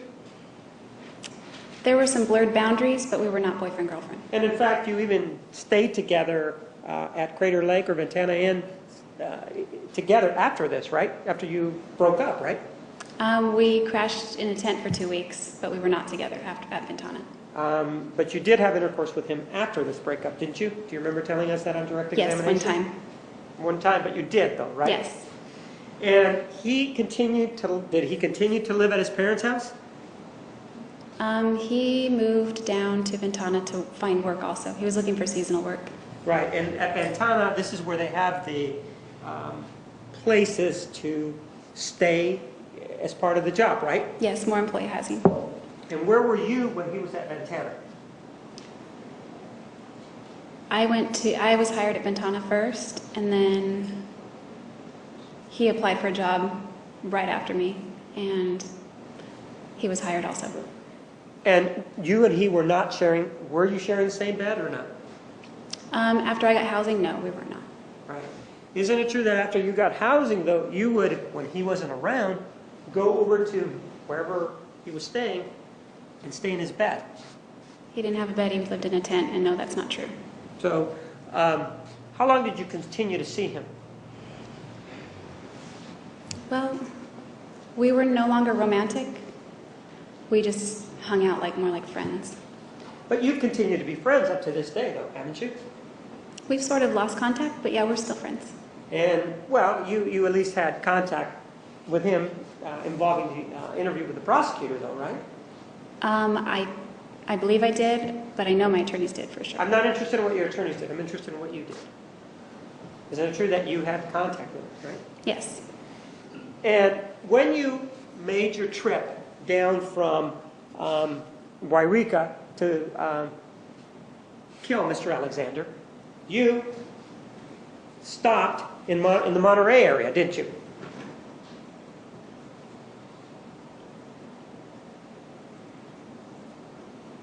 I can't answer your question the way it's phrased. You didn't stop in the Monterey, didn't drive through the Monterey area? I did stop in the Monterey area. And one of the people that you saw in the area was Matthew McCartney, right? Yes. And did he live in Seaside then? I believe he lived in Pacific Grove. And that's the same Or thing? Monterey. I mean, the border is they were right next to each other. And so you actually stopped to see him back on June 3rd of 2008, right? Yes. And in fact, you spent the night with him June 2nd to the morning of June 3rd, right? Yes, I crashed on the floor. But you spent the night with him, right? Not with him, no. Okay, you spent the night at his apartment, right? Him and his roommate, yes. Okay, he and his roommate had an apartment. You spent the night there, correct? It was like a house. I stayed the night there in the room that they shared. In the house, they had a room together, both of them, right? Yes. And you stayed in the same room with these two individuals, right? Yes, on the floor. All right. And the three of you were in the room, though, is the point then, right? Yes, when we slept, yes. And you guys went to sleep around midnight, and you got up at what time the next morning, which would have made it the 3rd. What time did you get up? I don't know what time we went to sleep, and I woke up sometime in the morning. And did he go with you to see Mr. Brewer or not?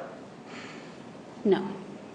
And so you, after seeing him though, there, you parted ways and you left, right? And went to Salinas, right? Yes, I did. Yes, went to Salinas. Pardon? I went to Salinas. And how far is Salinas from Pacific Grove, Seaside, Monterey, whatever the area is? How far is it? My recollection is that it's between 20 and 30 minutes, depending on the traffic. And you were sort of detouring to Salinas for some cosmetic work, right? Well, I had to go to Salinas anyway to get on the road because I have to take Highway 1 south. I mean 101, excuse me, south. But you did go, when you went to Salinas, you did get some cosmetic work, right? Yes, my nails. Right, and you said it took a long time, right? Yes. And what kind of place was that in Salinas? It was at a strip mall, somewhat, What was the name of it? How about that? oh, I don't know. It was one of those little operations where people are just coming and going. There was a long wait. And they only do nails, according to you there? It looked like they did pedicures also. I don't remember if there was hair or not, but just definitely nails and feet. But it could have been a place, a salon, where they also did hair, right? It might have been. And do you remember the name of this place? No. Oh, really? What time did you get to Salinas? I don't remember. And how long were you in Salinas? A few hours. I don't remember. I know that I wanted to get on the road, but So what time did you get on the road? it was still light out, but I don't remember the time. This was after you had been over to Mr. Brewer's house, right? Yes. You were there for a time, and then you left Mr. Brewer's house, right? Yes. And then you went back to return something, right? If I remember from his recollection, I kind of remember it. Well, I'm not asking for his, I'm asking for your recollection. Do you remember coming back and giving him something?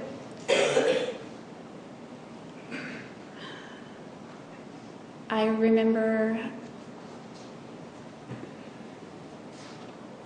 I don't actually remember it. Then I don't want you to tell me if you don't remember anything. Yeah. Judge? Yes, all right, ladies and gentlemen, Monday, 10:30. Please remember the admonition. Have a nice weekend. You are excused. All right.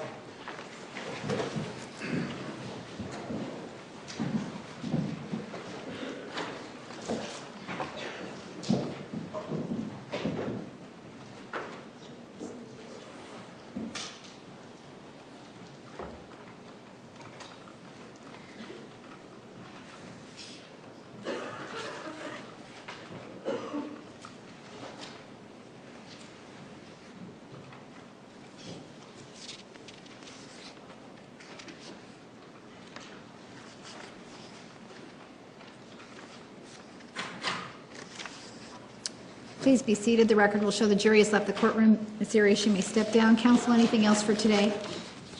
Right. Thank you.